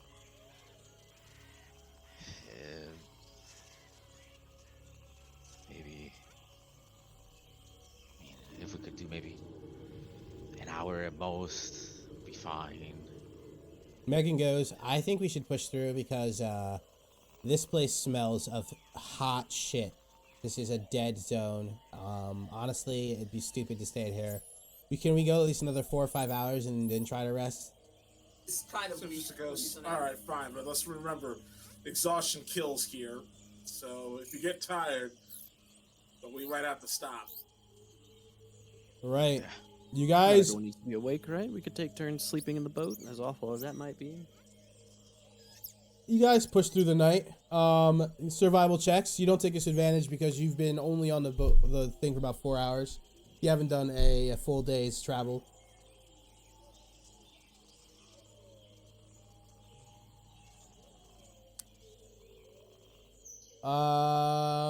Well, it's getting late. It's high night. you manage to find an area that doesn't look as infested.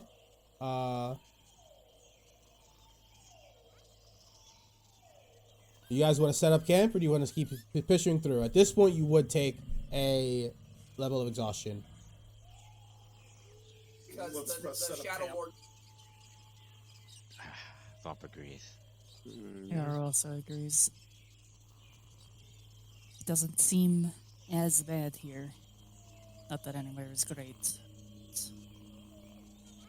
The bar is Yeah. pretty low. Besides, Yara, I thought I saw you working on a new trick or something of that sort to be able to help us not get ambushed. Ah, yes. I'm doing a bit of research, I guess is what they call it. An old spell. Someone I used to travel.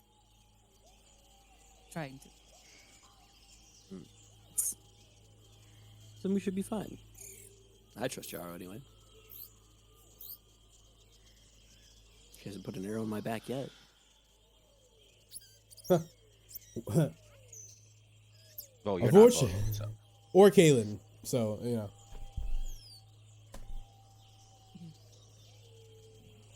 That being said, Yaro is going to use alarm when they set up. Okay. Alright, so let's do some survival checks, set up camp. I'll throw this out as well. This also can be ritual cast. You so ritual it's not cast it. just a spell slot. Very nice. I mean, Who's very using good all around? around. Yeah, Tristan's not doing well tonight. He's really shaken up. Got things on his mind. So Yep. you guys set up camp pretty well. You guys know the roof. Tristan, time to keep watch. You're up first. Survival. Oh, I thought it was perception. I'm sorry, perception. Also, I will specify that this will be a mental alarm in Yaro's head if something intrudes on the camp. Okay. But it's within 20 feet, right? Yeah. Okay. So Tristan, your watch is fine. You wake up. I believe second is Chirp. The second, right? Sure, I'll take second. What was the turn order we had? It was Tristan, somebody, Yarrow, somebody. I think it was Thwomp, because I remember waking up Yarrow and then passing out right after. Right. So yeah, Swamp, you're up next. Perception. Every other Perception. Kenku. I mean, you think you're fine. You're not really sure. For some reason, you're very distracted tonight. That hand palm thing has kept you thinking as you like look back and forth between your notes, and you start writing your notes through on what is happening with this, with the abyssal creatures. You're reviewing those notes, and time kind of splits by as you were keeping watch, but you kind of like got distracted. But for the most part, your watch went fine. Yarrow.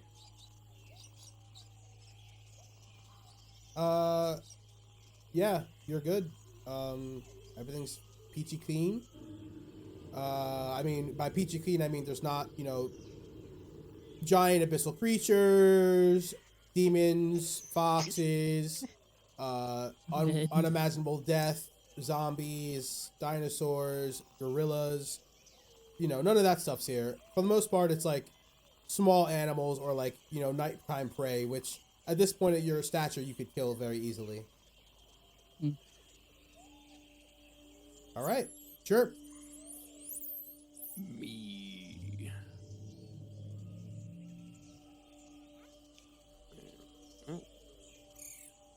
Oh my God, you have a +6? Holy moly. Proficiency, baby. Sure. The night is still as the day starts to creep open. daylight starts to crack open from the horizon as you contemplate the moments of Ridley's death. The hearing in your that mental escape that you have that allows you to contact within other people's mental abilities. Her hearing Ridley's cry as his soul was dragged into the river Styx. That memory you hear fills you with anxiety, but also curiosity as you try to recreate that feeling in your mind. Give me an Arcana check.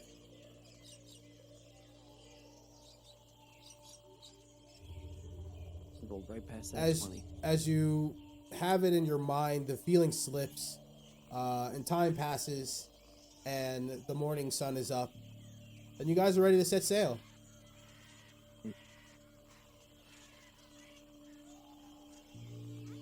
All right. Chirp, 1d8, please.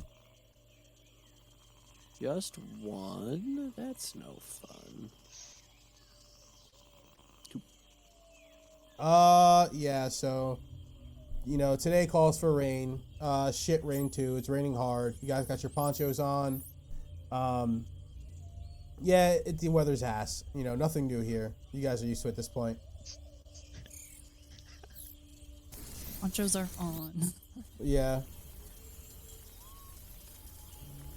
Does happen a lot. All right, survival checks. 12, 13. Oof. Oh boy. The roll wasn't hard, but you guys might have failed it. Yike. Oh no, you're good. Just one yike. I mean, we're moving down the river. Yeah. You guys arrive at this tower. 1 second, I'm gonna start traditioning soon.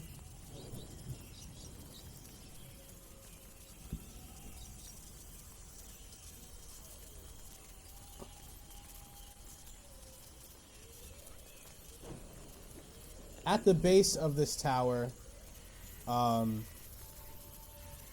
so the way that it's described, and I'll show you guys a handout of it. Let me see if I can get a handout.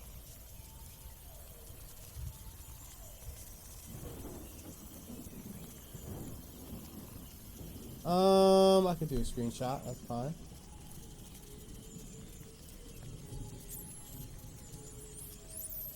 It's this tower that is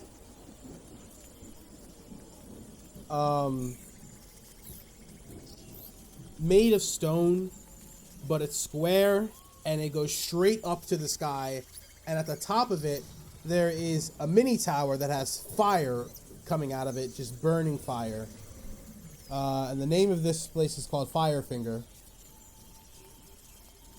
Azaka goes, right, well, this is it. Good luck. I'm going to wait for you guys here, and you guys, hopefully you do well. You don't have any information about this, considering you knew exactly where it was, and it sounds like you have prior history. So I've been here multiple times, but I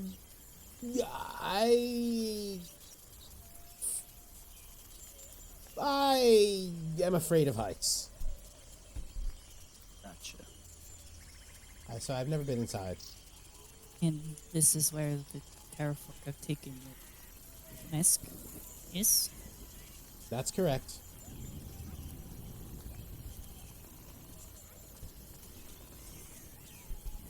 Fair Oh, enough. give me 1 second, boy, guys. I'm gonna. A promise is a promise.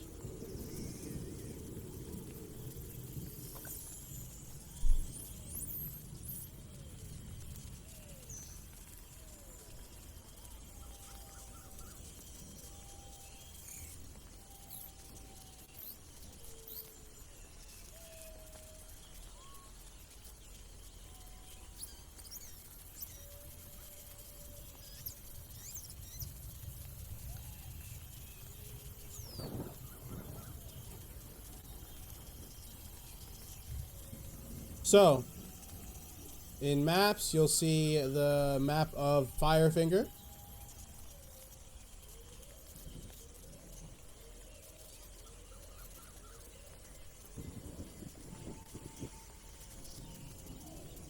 Huh.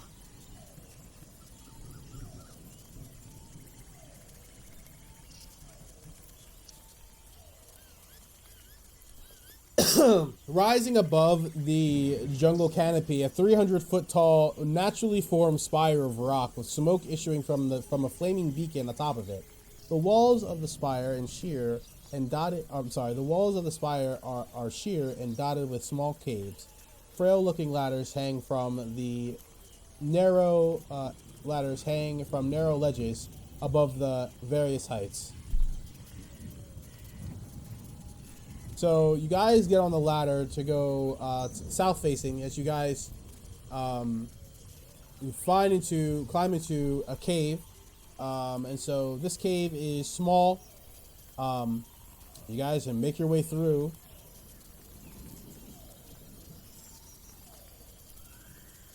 Is the interior dark or light? Or... So right now the interior is like you guys could see. It's like it looks like it's lit up. Like there's like torches and stuff in the cave. However, when you look up, there's like a 60-foot ceiling. Do you look up? Yeah. Yeah, so when you look up, you see 4 giant wolf spiders. As they all fall down from the ceiling.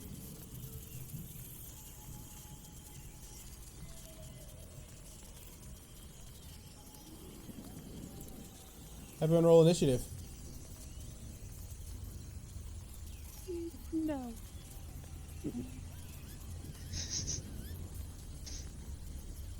I didn't select. Before they do, Yarrow is going to cast Speak with Animals.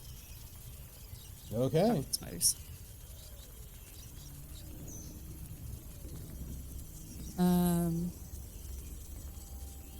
She is going to reach out to the closest spider. We mean you no harm. We're just looking for a mask. We are not trying to interfere with your business here. Just very straight to the point. The giant spiders look confused as they have never communicated in this way before.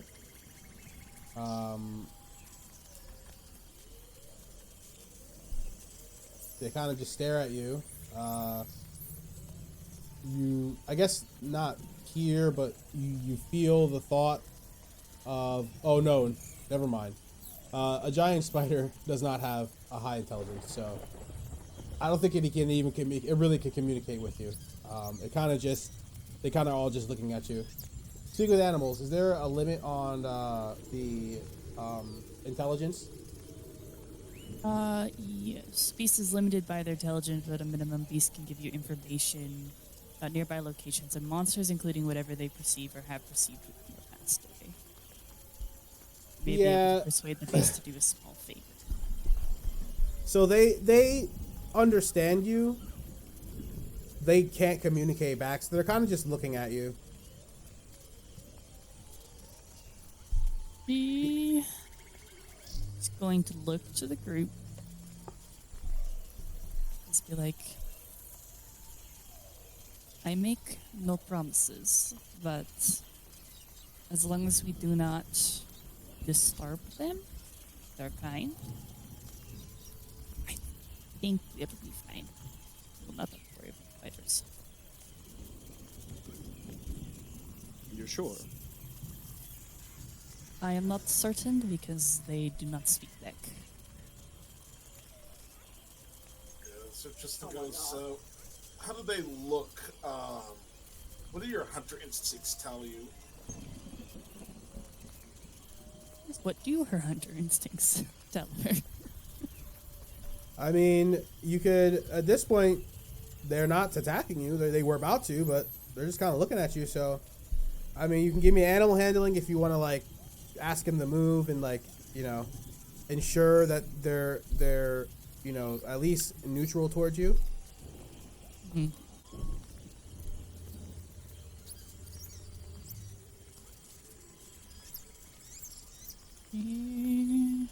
We'll look to the group once again.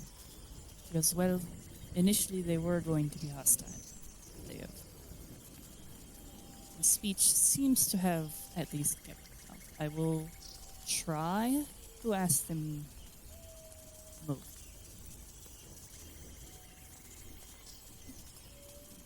Yeah. Yeah, you ask them to move, and they're like, okay. Like, you don't seem bad.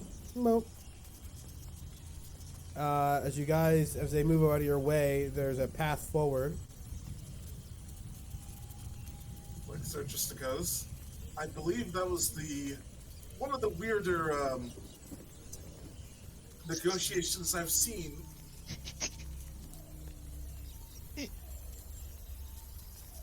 There was a negotiation?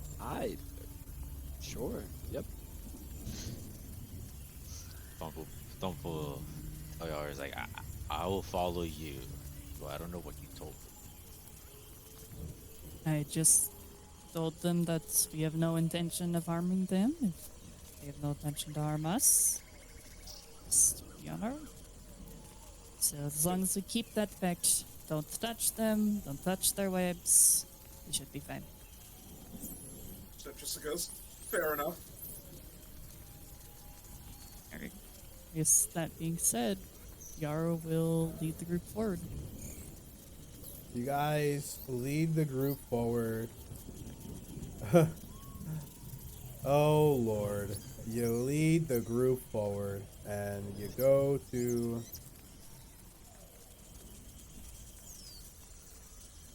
the next ladder that brings you up.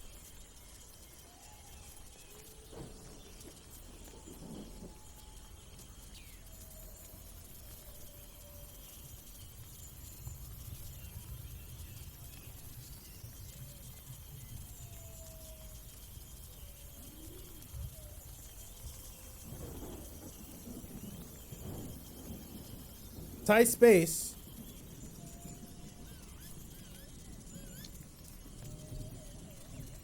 It's raining. You guys are on a cliff's edge. You're about 50 feet up now. You guys walk into the next cave.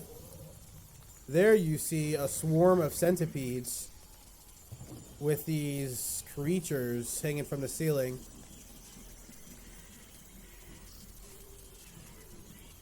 Oh, I also just realized I didn't roll initiative.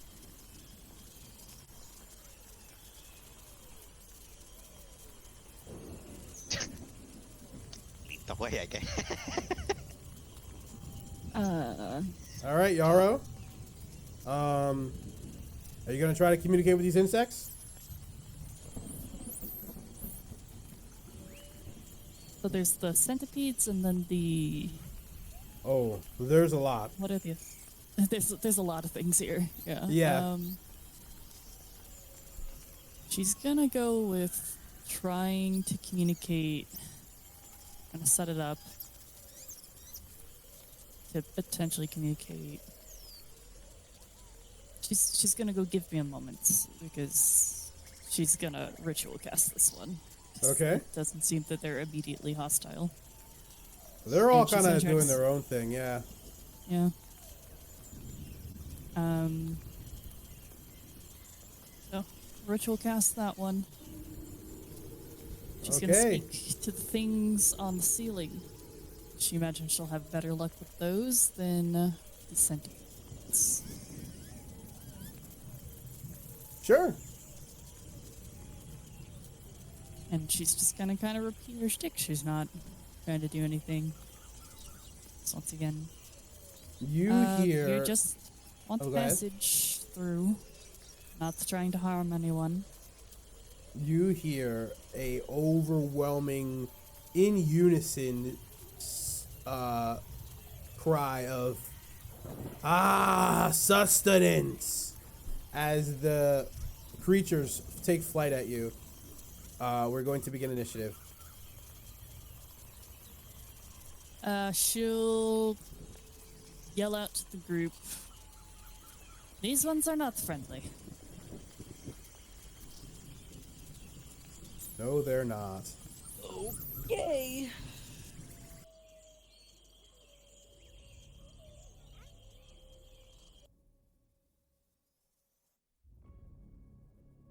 The Sturge comes in first. It goes for a blood drain. 18 to attack Yarrow. That does hit. You take 7 piercing damage, and while attached, you will be taking 5 damage each turn from the surge as it's lodged into your body, sucking your blood. These count as beasts, yes.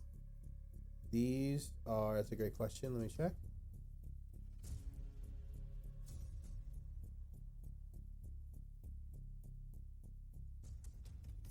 Yes, a tiny beast. Okay. Your A turn. tiny beast and me.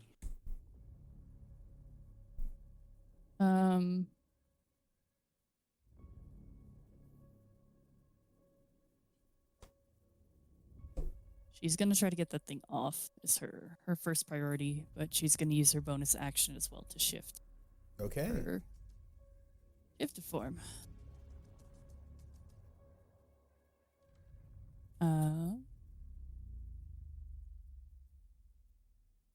She's gonna pull out her new short sword and try to pry it off.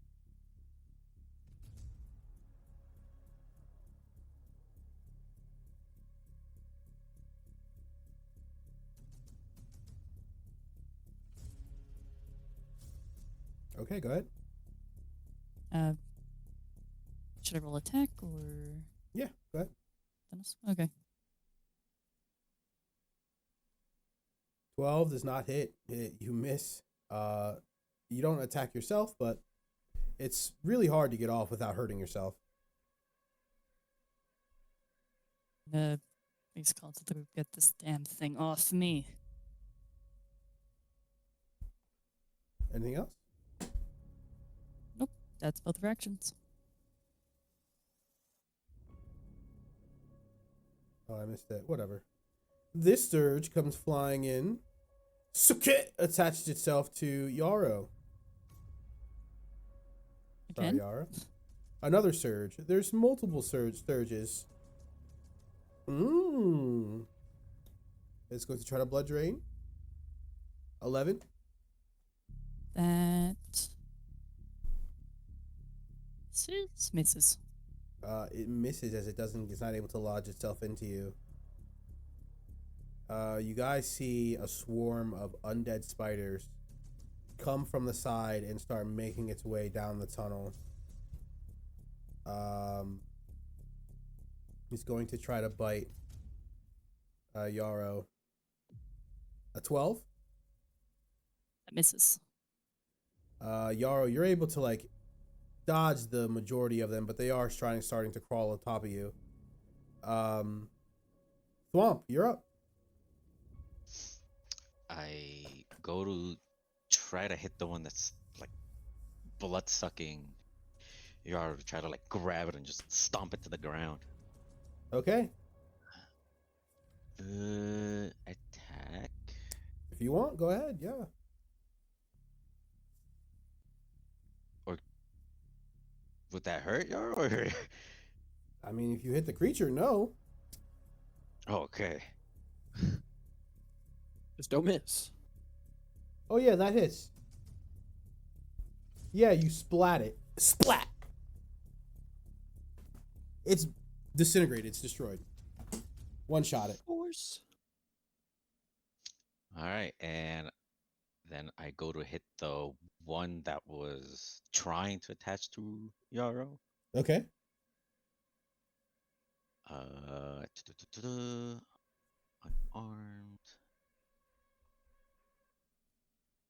Yeah, that hits.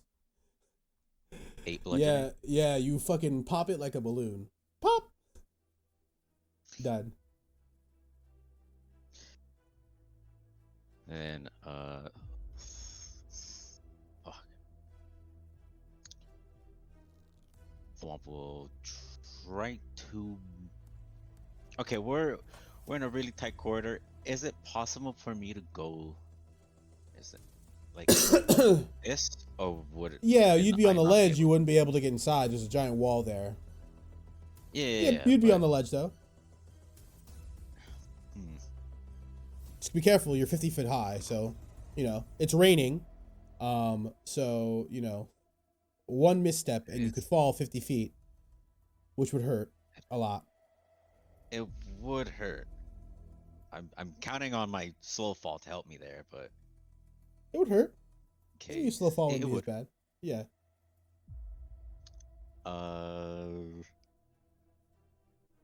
That was action and bonus action.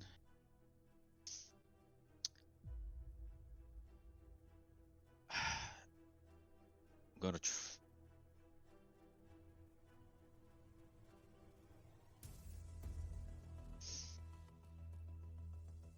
I don't want to be in the fucking front. God damn it. Okay. What we got? Melee character, what's wrong? Why aren't you trying to get into the front and do melee things? Shut up, because last time I did, I almost died. Twice. Oh man, it's like you need a tank there to do aggro. My turn I hasn't know, come right? up yet.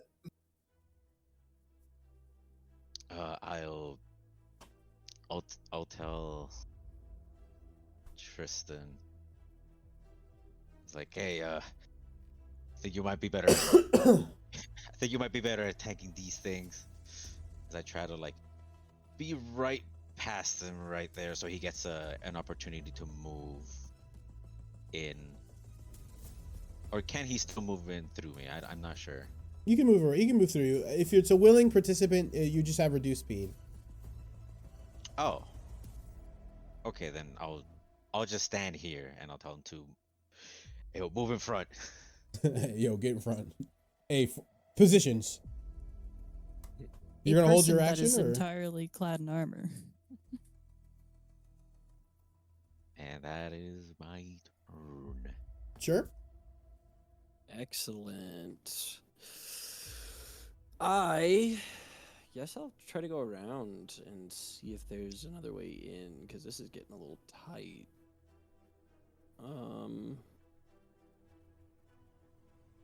I mean, does it seem like there's any other directions, just by looking down the tunnel, that there would be anywhere else that I could go without funneling into whatever this is?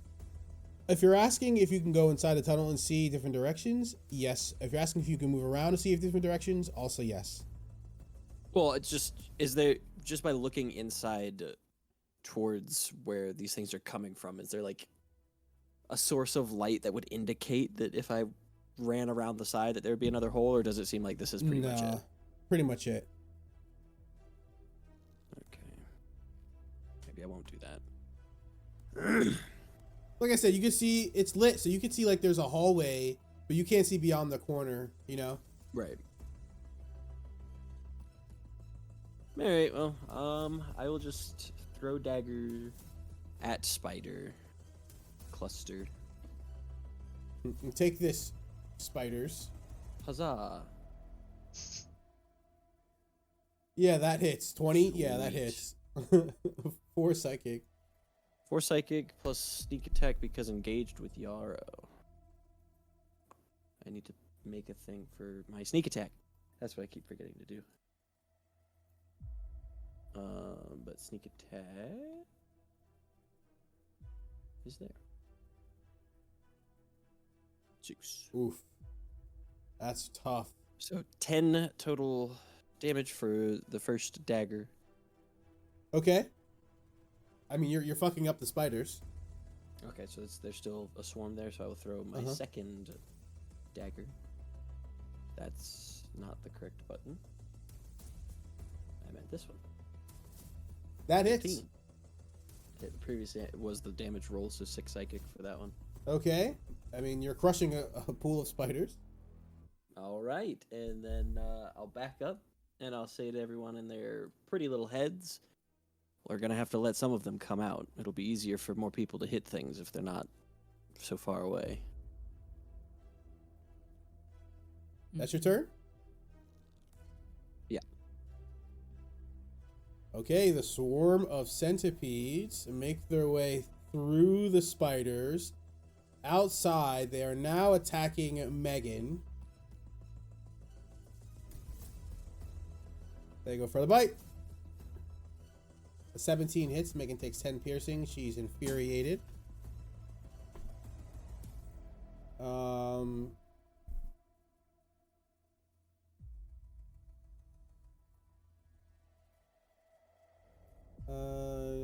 Storms. Damn. Okay. Tristan. So Tristan is going to hold on. Let me just make sure. Are there any spiders left? Yeah, there's spiders. There's You said undead spiders. Yep, there's undead spiders. There's a horde of centipedes attacking Meghan, trying to crawl on her. There are about 10 weird things trying to suck the blood of Yarrow. You know, it's a shit show a little bit. Are they fiends or no? They're insects. Okay. I guess the undead spiders are technically fiend. That'd be correct. Undead. Well, it doesn't matter. Sir Tristan is going to use. Need you to move first if you're gonna do anything. Going to use Channel Divinity, Turn the Unholy. Can you put that in chat for me? Third level, there's an action, your holy symbol of prayer to channel divinity undead is here within 30 feet, must make a wisdom saving throw. Okay, we'll do some wisdom saving throws. Save. Wisdom. Nat 1. So, creatures takes.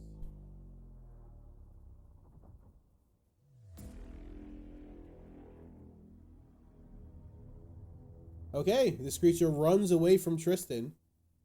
All right, Tristan, that's as an action. What's your bonus action? Let's see. Bonus action. I'm going to use. Oh, where is it? Where is it?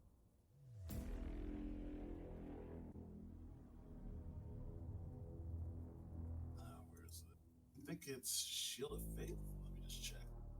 Oh yeah, that's definitely one.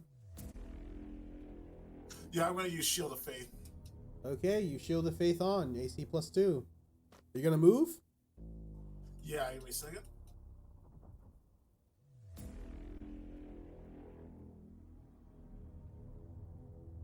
I'm going to get in front of the group down this hallway. Wow, thank you. That was really helpful.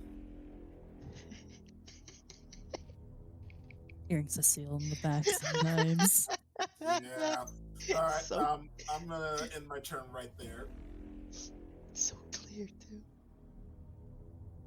I mean, they're right next to each other. You can do. So, okay, this sturge comes flying in, tries to suck on Tristan. 8 does not hit. This sturge comes flying in, trying to suck on Tristan. No homo. Actually, a little bit of homo. No. 22. 5 piercing damage. And Tristan, your blood's getting sucked. This sturge comes trying to fly in and suck on Tristan. 17, I believe that misses. Yeah. This swarm of 21 hit? Yeah, 21 hit, but the 17 would have hit, but I have Shield of Faith, so it. 19, yeah. Mhm. A swarm of a swarm of insects come out and try to swarm on Tristan. They try to bite you, Tristan. But What 9 about- piercing. What about Yeah. turn from this turn from Unholy Oh. is still active? Yeah, so the undead spiders that are afraid of you are not coming towards you, but these are not undead spiders. These are just regular insects. Oh, okay.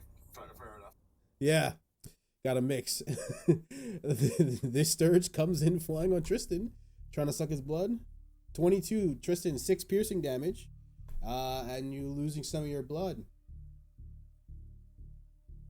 This Sturge comes flying in, trying to suck on Tristan. 13 misses. This one comes flying in, trying to suck on Tristan. 14 misses. Good lord. This undead. I'm very thankful for Tristan. This undead spider comes up and sees Tristan and then runs away.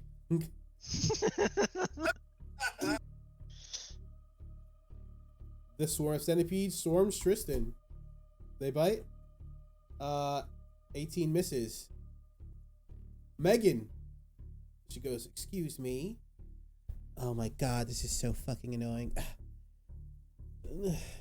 Stupid ass bugs. She's like fighting the things crawling off her. She goes, I guess this is gonna help. As she takes her quarterstaff, as you see her raise her quarterstaff and goes, disintegrate. As she casts Moonbeam.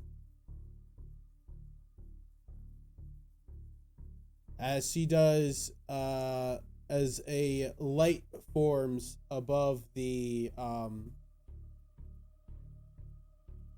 40-foot tall cylinder, comes upon this area where all of these bugs are. And it's like a fucking zap light happening right now. All of them take 6 radiant damage, and they will continue to take 6 radiant damage on the start of their turn. Fucking just, love Moonbeam. just for reference, it's right in front of Tristan. Right, directly in front of it. As you just see like a beam of light just disintegrate all of the, like all the sturges are gone. The bugs are still alive, but they're being evaporated as you speak. There's this one. Smoking. These spiders come up, they see Tristan, they run away. Yarrow.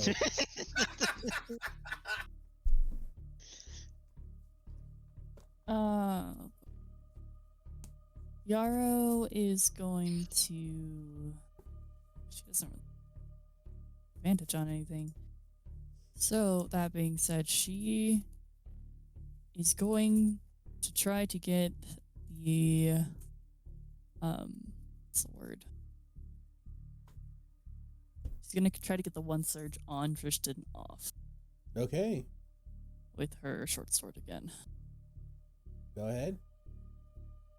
15 hits. All right.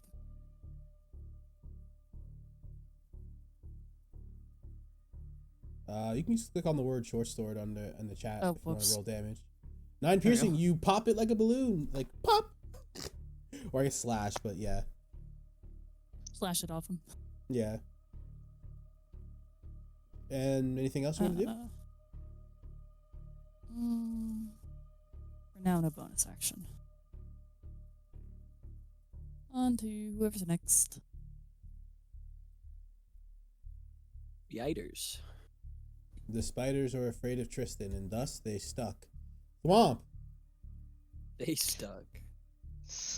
Wamp is gonna try to get all these centipedes off of Megan. Beat him up, Thwomp. Show him who's boss. 18 definitely hits. Okay, that hurts. But you need 4 force. Boom, boom, boom, boom. Then monk unarmed. 13. That hits. 7 bludgeoning. That hurts. You're fucking these centipedes up pretty bad. 13 Buckle up, bludgeoning and 4 force. God damn. Still alive. Well, it is a bunch of centipedes.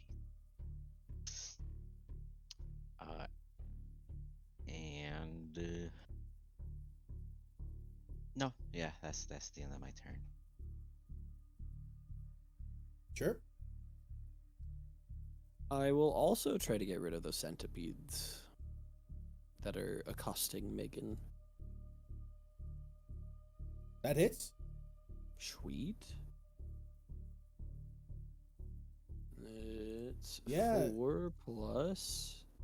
Well, sorry, 7 plus 5 from the sneak Yeah. attack. Your psychic blade slices through like the rest of the centipedes as they are all squashed, just destroyed.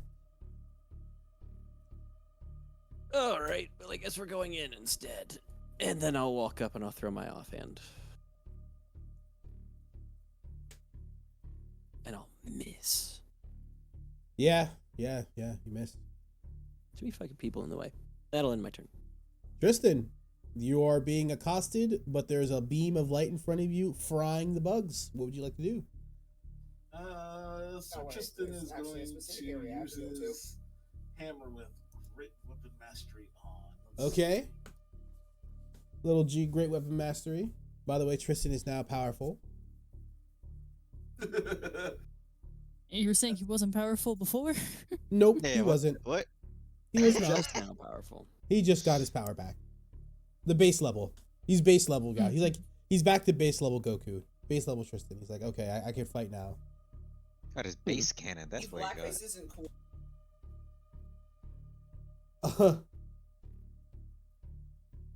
Is that with Great Weapon Master on?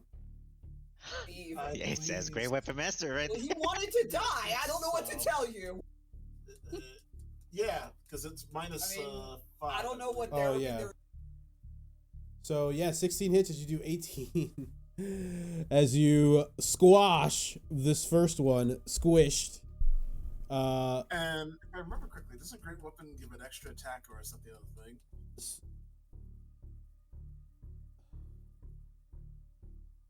I always Okay, forget. so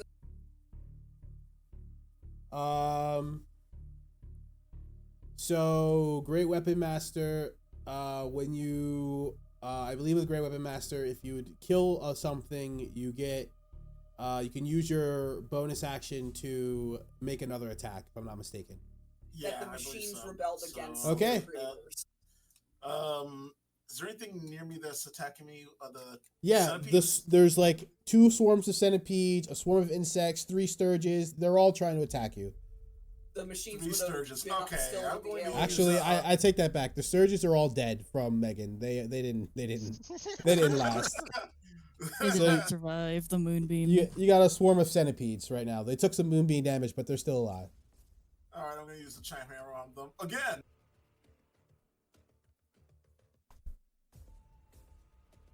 Are you sure the Great Weapon Master is blind the -5?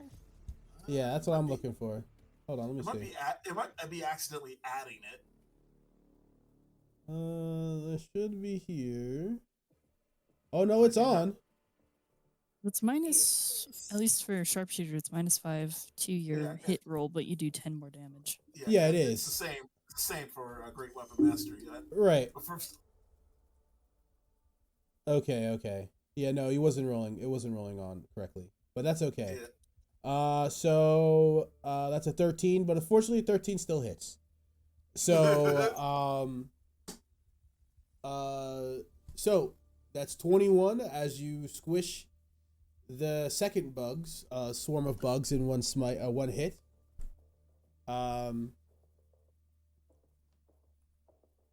So Tristan, the path before you has cleared. Except there's a giant moonbeam, coming down right now. But outside of that, the path before you is cleared. Perfectly clear. Yeah. Uh, Yeah, they're all dead. Do I take damage when I walk through that? I'm assuming yes. Yes, do not walk through the moonbeam. It'll hurt a lot. Sir That's Tristan what I is call going bludgeoning somebody in the to. back of the head. I'm gonna try and wait shut them there, down.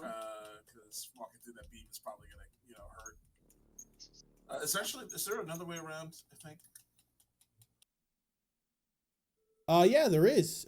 Chirp was talking about going another way around. But we're going inside, so it's up to you. You can just end your turn. You can do whatever you want. Yeah, we got those. We only have 1 centipede left, right? Nope. It's the spiders that are afraid of you at this point, and there's a giant moonbeam in front of you. Okay. Well, if it's only there's no more feet. There's no what's it called? There's no more centipedes. yeah, right? 9S. Because I Maybe still the see hacking one would be turn more order. successful. Was that last part, Judge? I couldn't hear you. Is there I still see a centipede on the turn order. Is he not dead yet? Oh, it actually. No, the centipede is not. There's 2 undead spiders on the turn order. Oh, Oh, yeah, that's I it. guess there's a centipede, on the turn order. I don't mind, but Interesting. But All no, right, he's the gonna wait. centipedes are dead. Come on now. Yeah, I'm gonna wait here then, and I'll end my turn. Okay. The swarm of spiders are afraid. Megan releases the moon. Actually, Megan moons the moonbeam 20 feet forward and starts to cook these fucking undead spiders too. Good for her. As she like walks past Tristan, she goes, "This is boring." As she walks into the tunnel. Oh shit, there's a chest in here.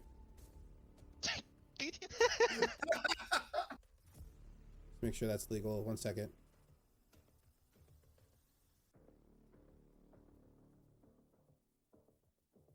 Oh yeah. Yeah, make sure that's super legal.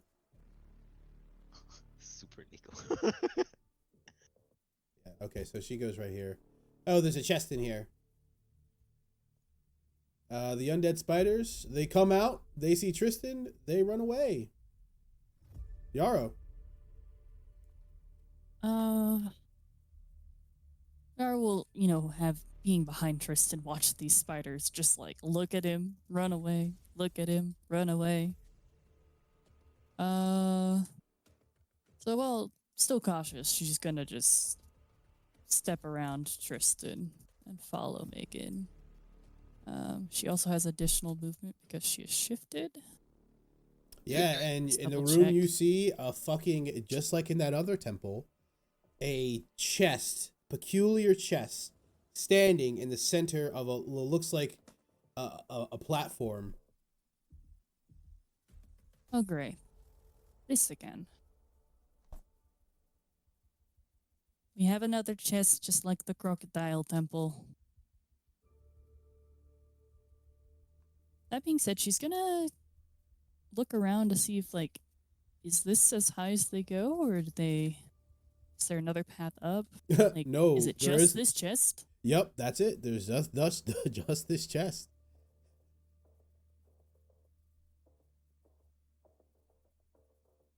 Sir That Tristan, being. Yep, Oh, no, good. you go. Sir Tristan, do we have any chest experts? Yeah, Tristan, while wait for your turn. Yarrow, finish what you're saying? She's just gonna sigh. And cast protection of good and evil on herself. Okay, that's a great turn. Yep. Thwomp. Thump is gonna. Where's the moonbeam? Right here. Moonbeam is Or- cooking the spiders up here. Just cooking them motherfuckers. Ah. Huh. They're that afraid of this motherfucker. All right.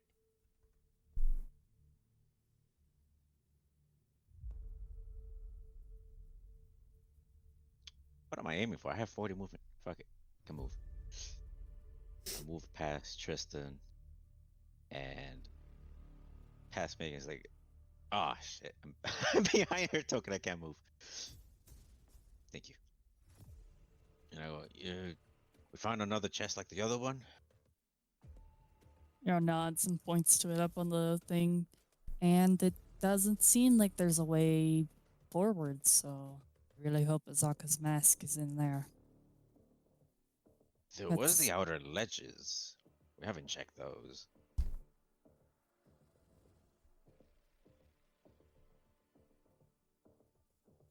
And That's I what mean, I thought they were supposed to be terrafolk. All I see are bugs. And arachnids.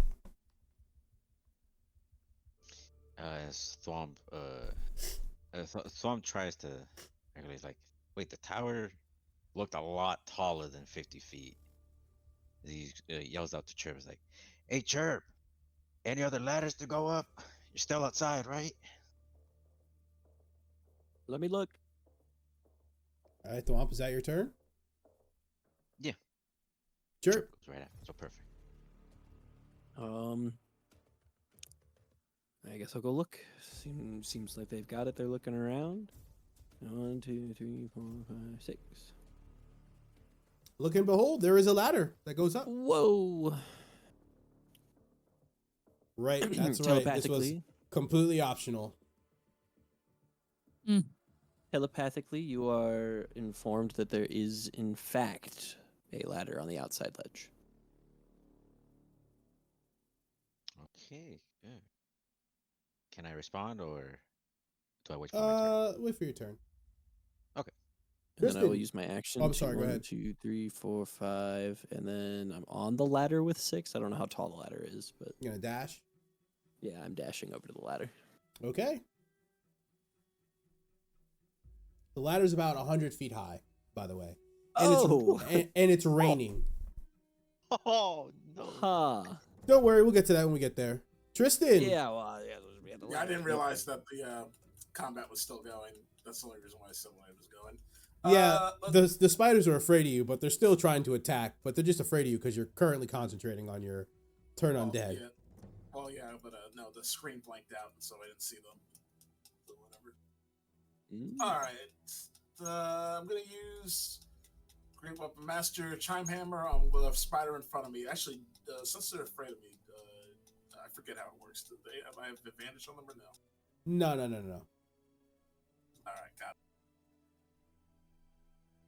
That hits. And you smush the spiders. You get fucking wrecked. Okay. And you killed them, so you can use your bonus action if you want to do another attack. Oh yeah. That hits as you destroy these spiders as well. Witness the power of Great Weapon Mastery. Beautiful. And thus, you are out of combat. So Swamp Relay is like, oh, Chirp found another ladder up on the outside of this little room. Yeah, room. It's a cave, but yeah. But there's the chest. There's a chest. It's very, very nice. Does it look at all locked by any chance? At this distance, you cannot tell. You'd have to go up and inspect the chest. I'm guessing this is the chest right here. Correct. Megan goes, yo, this looks sick. Hold on 1 second. As she goes up and identifies the chest real quick.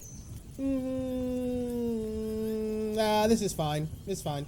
Not to identify. She detects magic on a check real quick. Yeah, this is fine. She kicks open the chest.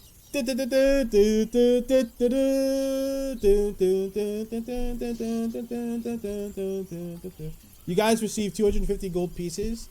You also receive 3 small daggers. And you also receive what looks like a sling. Megan will take the daggers and sling and go, hey guys, I actually use these type of things. Can I take these? Thumb looks at Tristan and Yara goes, I don't use them. Or just kind of puts her hands up. He's like, I already feel like I've been relatively armed. So I can take the daggers and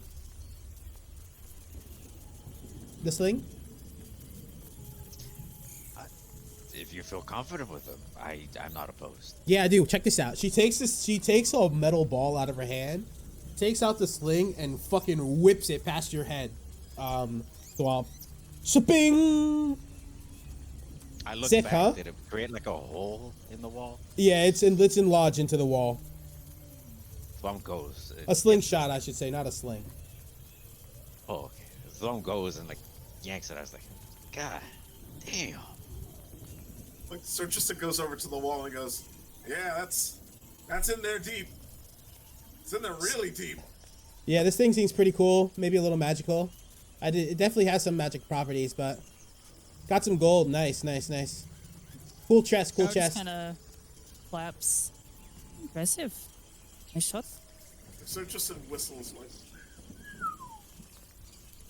She like walks out. She's going to meet up with Chirp.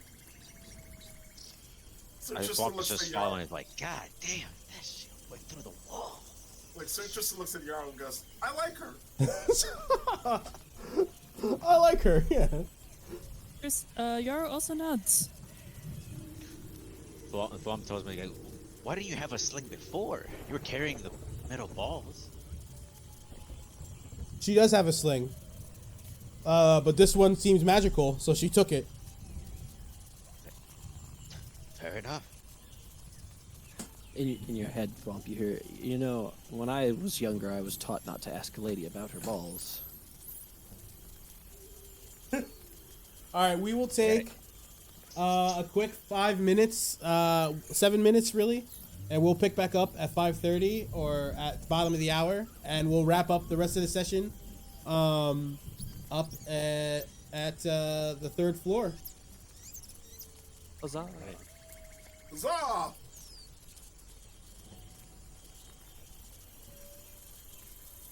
It's good. It's good. Yep.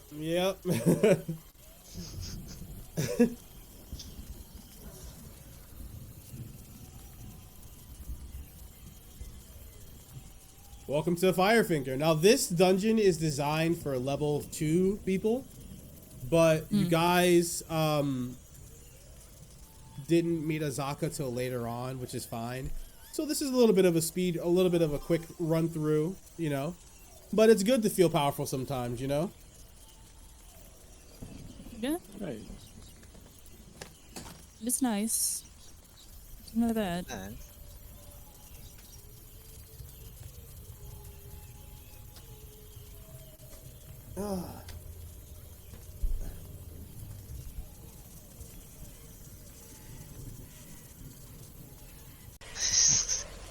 All right. So painful.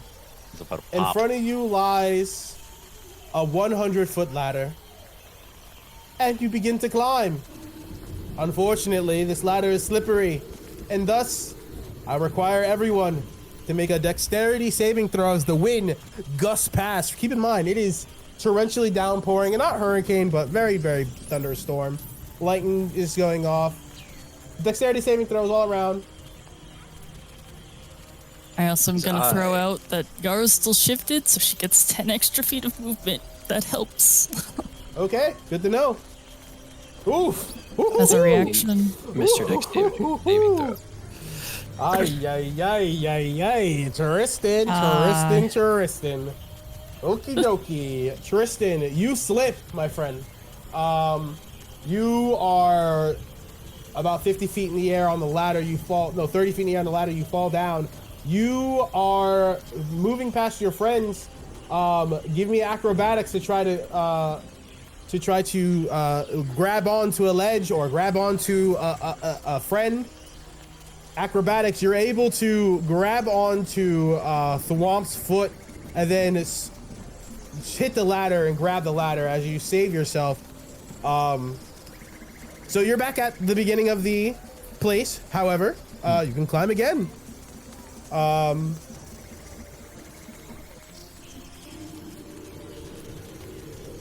Everyone, dexterity saving throws as we go up another 30 feet. Well, Yarrow, you went 40 feet up. But, So yeah, I also went 40 feet. Yeah, so you both went 40 feet up. Go ahead.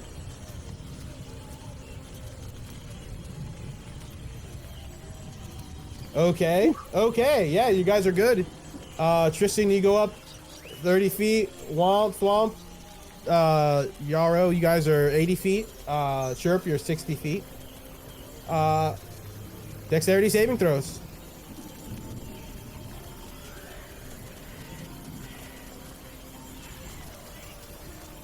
Oh, Yarrow, you reach the top, but you get blown back as you start falling down.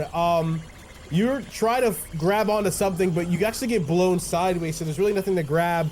Give me a acrobatics with disadvantage. Try to grab onto the ledge. Good, okay. Oh God. You are managed to grab on to the end of the ladder as you slam into the ground. You take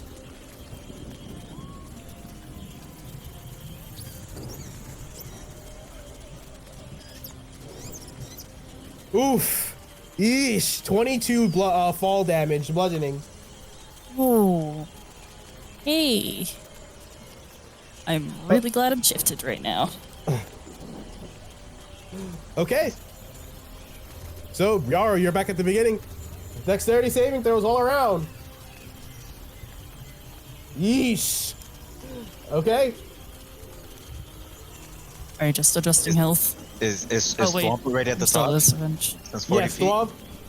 Okay, then I'm gonna try to make throw a rope because I have one in my inventory. See, Okay. like some help in case, like all the way down as much as it can go. Well, this is 100 feet. How long is your rope? I'm actually trying to see right now because I think the one that comes in the 50 pack is feet. 50 foot. Yeah. 50 feet. Yeah. So it goes if you halfway make it down. halfway, I can help. Okay. All right. So, Tristan, you are around 60 feet in the air. You slip again, and fall. Give me acrobatics. Oh, Tristan, you miss. You miss the ledge as you keep falling down. Give me another acrobatics. See if you can land onto the second ledge. Tristan, you miss again as you falling into the woodwork. As you hit the tree line, give me a Constitution saving throw.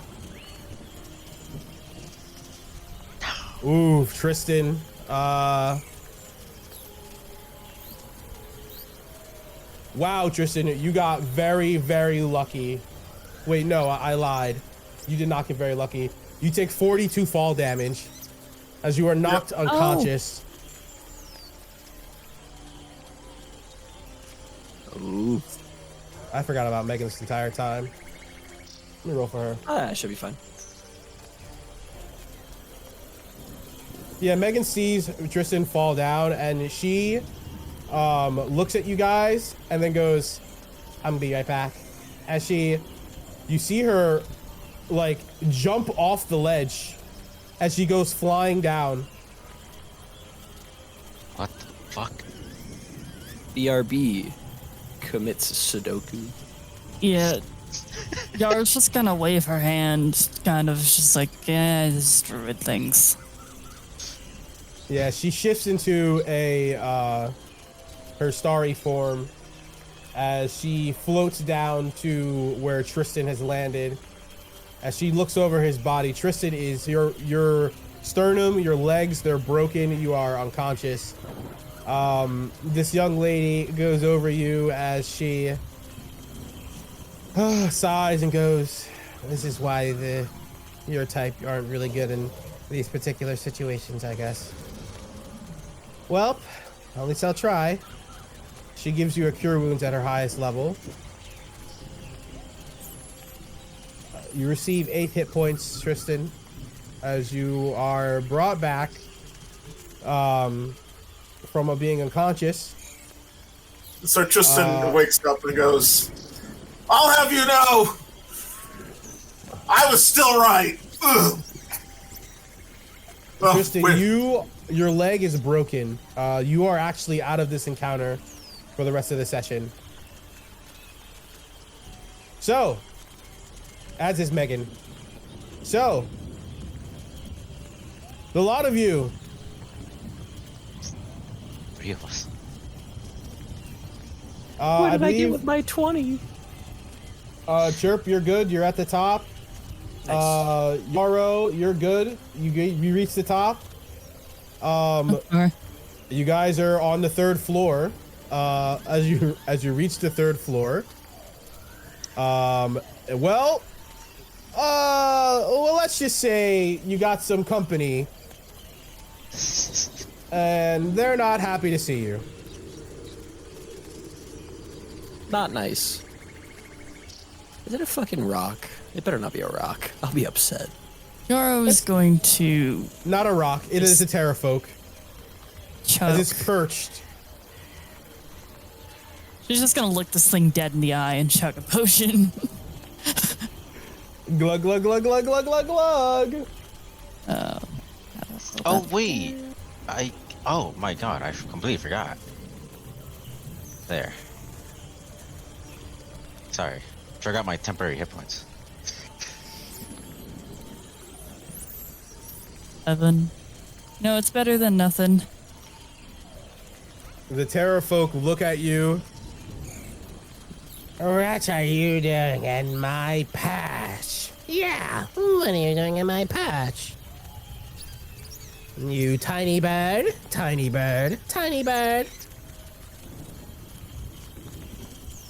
They're antagonizing the Kenku. Thwomp looks at Chirp, is like, and then looks back, is like, are they just? Are they being racist? I think so. It's not.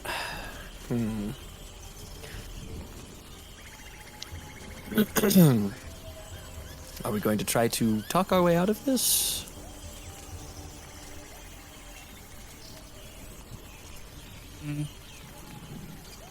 Thwomp thinks back at the moment when he tried to talk to the aboleth and goes, I don't think that would be good. Yeah, not me at least. Why are you here, tiny bird? Tiny bird, why are you here?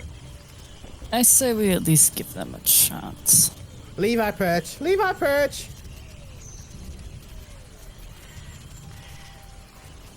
Well, see, and this is, I'm going to talk to them psychically. So they're hearing their voices in their heads. I'm not sure how they are going to process that. But I will use their voices to say, those birds aren't tiny, and they probably have information. Those birds are He looks confused. What the? It looks at the other bird. Maybe they have information. Information? With what? I don't know. Information for more shinies. More shinies. More shinies. I like shinies. Okay. It's working. What do I tell them? Shinies? Where are the shinies? Shinies? They want Where are the shinies. Thwomp, You see another one fly up to you guys. What's happening? What's happening? Thwomp tells Chirp it's like Camp Righteous. Like in his mind. He doesn't say it. Camp Righteous. Tomb. Okay. Sure. So I will use the or I'll attempt to use the Kenku mimicry to try and describe in perfect detail the tomb that we found. Shiny Yatu? Shiny? Shiny Yatu? Bring here. Bring here. Bring here. They all start flying around you now. Now they're like in the air flying. Bird can fly. Can you fly, bird? Why are you not fly? Bird can't fly. But we attempted to make it in there, and we were not worthy. You must pass the test. Give me a perception or not perception, persuasion or deception. I'll do a persuasion.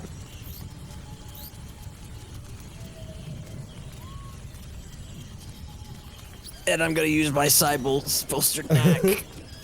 Okay. Thank God that I finally can actually use this psionic die.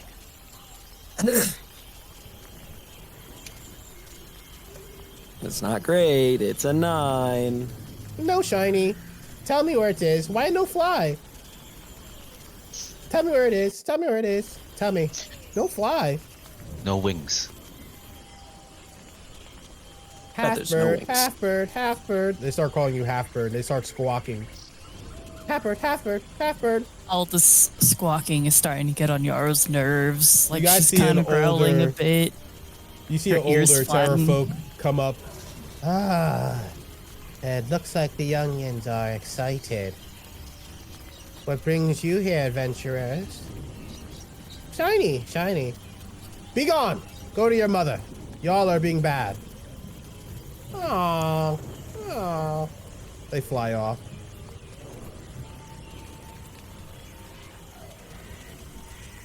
Well, I suppose that's one way.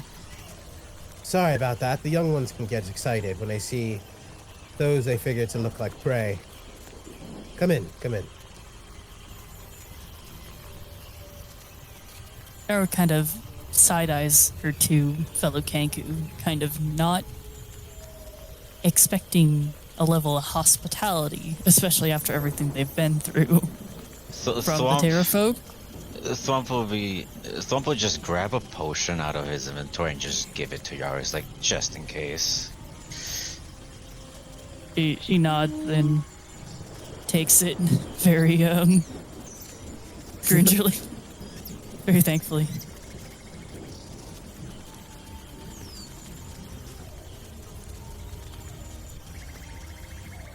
And Chirp will sort of tentatively follow the terror bird, looking for any signs of nefarious intention, though it seems there's more hospitality than anything else, but just making sure they're not going to get trapped or anything. Thwomp is looking around, like, just seeing anything that looks out of place. Thwomp, are you looking around the actual cave itself, or are you going in where the elder is? Like, as we're following the elder, I'm looking around. Like, maybe I noticed something or not. I mean, you notice this hallway that, like, kind of leads this way. You know what I mean? Oh, okay. Nothing else out of place? Not really. It's a cave, you know? It's not like it's just lighting that's set up. It's not like it's, like, super advanced or anything. Okay. You can venture through the cave if you'd like. It took interest in us. I'd rather not anger it. So Thwomp is just gonna go with Chirp for now.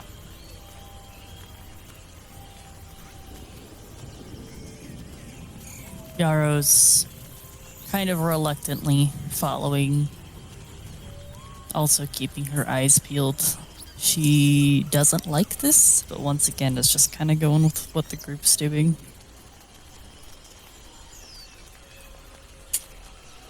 If she was in a better state, she might have picked a fight. She's hardened. Okay, so you're hanging out, Yarrow? Yeah, she's following. Okay. Yarrow, as you make your way into the hallway, you hear, "Hello? Is anyone there?" Is that a voice she recognizes? No, it is not. It's a different voice than the elder that you just heard. That is gonna cause her to kind of slow down. Her ears are peaked, and she's gonna look kind of for the source of the voice. Still following, but just very, very slowly. Perception? I mean, like, yeah, it came from the hallway you heard. This way you hear, hey, is anyone there? She'll call out. Who is speaking? I am Nemphar. I'm sorry. I can't fucking... I'm sorry, guys. I cannot read. I literally cannot read. I'm illiterate. Mijo, we're gonna call Nail anyways. Don't worry. Nail. Oh, Nemphar. I'm Nemphar. Please. Anyone? I guess she's gonna look around and kind of see, like, are there other terrafolk watching them? Is it just the elder? How occupied is the elder with the two Genku? Okay, that would require insight, and that would also require some cooperation from your friends. Are you guys running a distraction? What are you doing with the elder? Do we also hear the voice? I believe you do, but the elder is staring you dead in the eyes. He goes, "Welcome to my humble abode. The leaders are up on the 4th floor, but you are not allowed up there. The stairway's in the cave that goes up about 100 feet. But do not go that way. Let's discuss what we have to discuss, and you can be on your way." Well, it's not any surprise or secret, I'm sure, that we are adventurers and we come up to a place like this looking for something.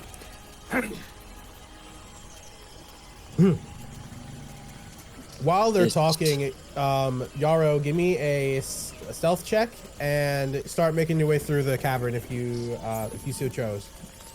So choose. Hey. Elf. Okay, I mean you're pretty hidden. You're not super stealthy, but you're the Terrafolk right now is occupied with Chirp and Swamp.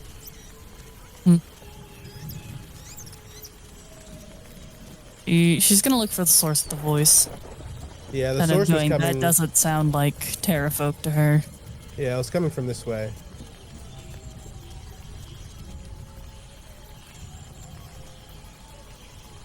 We'll head that way.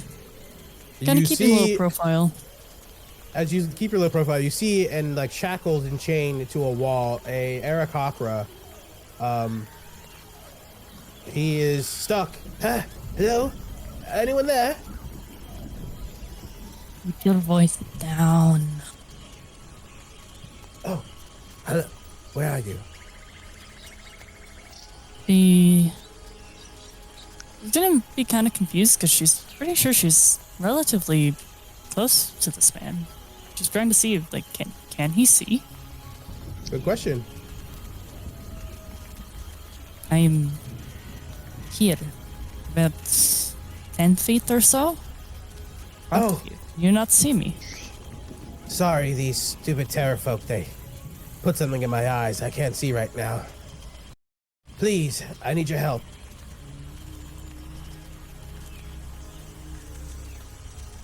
What sort of help? Don't know how much I can offer. She kind of gestures, being as banged up as she is at the moment. If you let me free, I could fly out of here and go back to my people. I got captured by these by mistakenly flying within their territory. I just need a little bit of help. As soon as I get out in the open, I could fly, and at that point, I could use my feathers as guidance. I don't even need sight.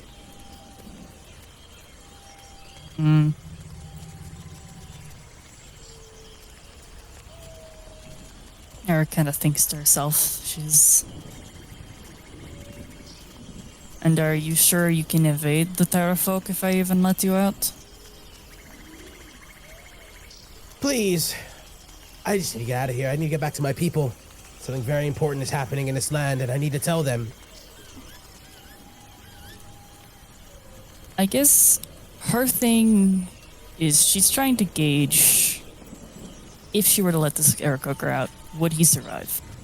Yes or no? It's kind of her That's thing. a very tough question to answer, especially without limited information you have. However, you can try to see if you can insight this man's condition to see if he's able to flee. She will do that. Please try to.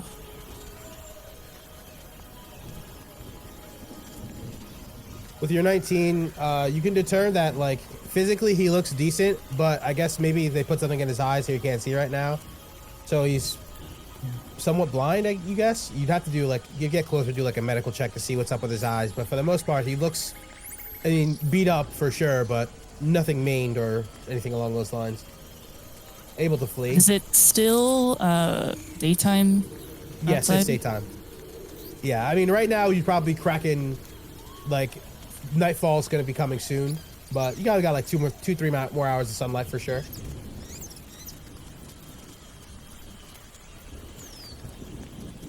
She stares at the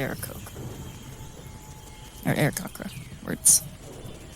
And then eventually she will approach him. It's like, I will give you this chance, but you did not see me. The key is right there. He points to like a jail style, like cartoonish style key on the wall. Jail cell, like shackle. I hear it every time they walk by. I try to reach, but it's too far away. You will grab the key. She will free him. She will say, "It is sundown." Roughly in an hour or so. I say you have better chances. Thank you so much. So, my name is Nymphere. I don't know how to repay you, but I'm gonna go find my people. We are the city in the trees. You'll find us. Please tell them Nymphere sent you. They can probably give you a gift for my capture if I see you there. Thank you so much. Thank you. As he like runs for his life and jumps off the cliff edge. No, I told you to. God damn it. Cut to Tristan. You are sobbing, not with sadness, but you are wincing in pain as though you are healed, your leg is broken. And so it's going to require a day or two of like constant healing to replace the bone, to have the bone regenerate at a speed that allows you to be ready for combat. So you are going to be with Meghan for the next for this upcoming battle, unfortunately. Okay. However, we will pick back up next week with the continuation of our dungeon.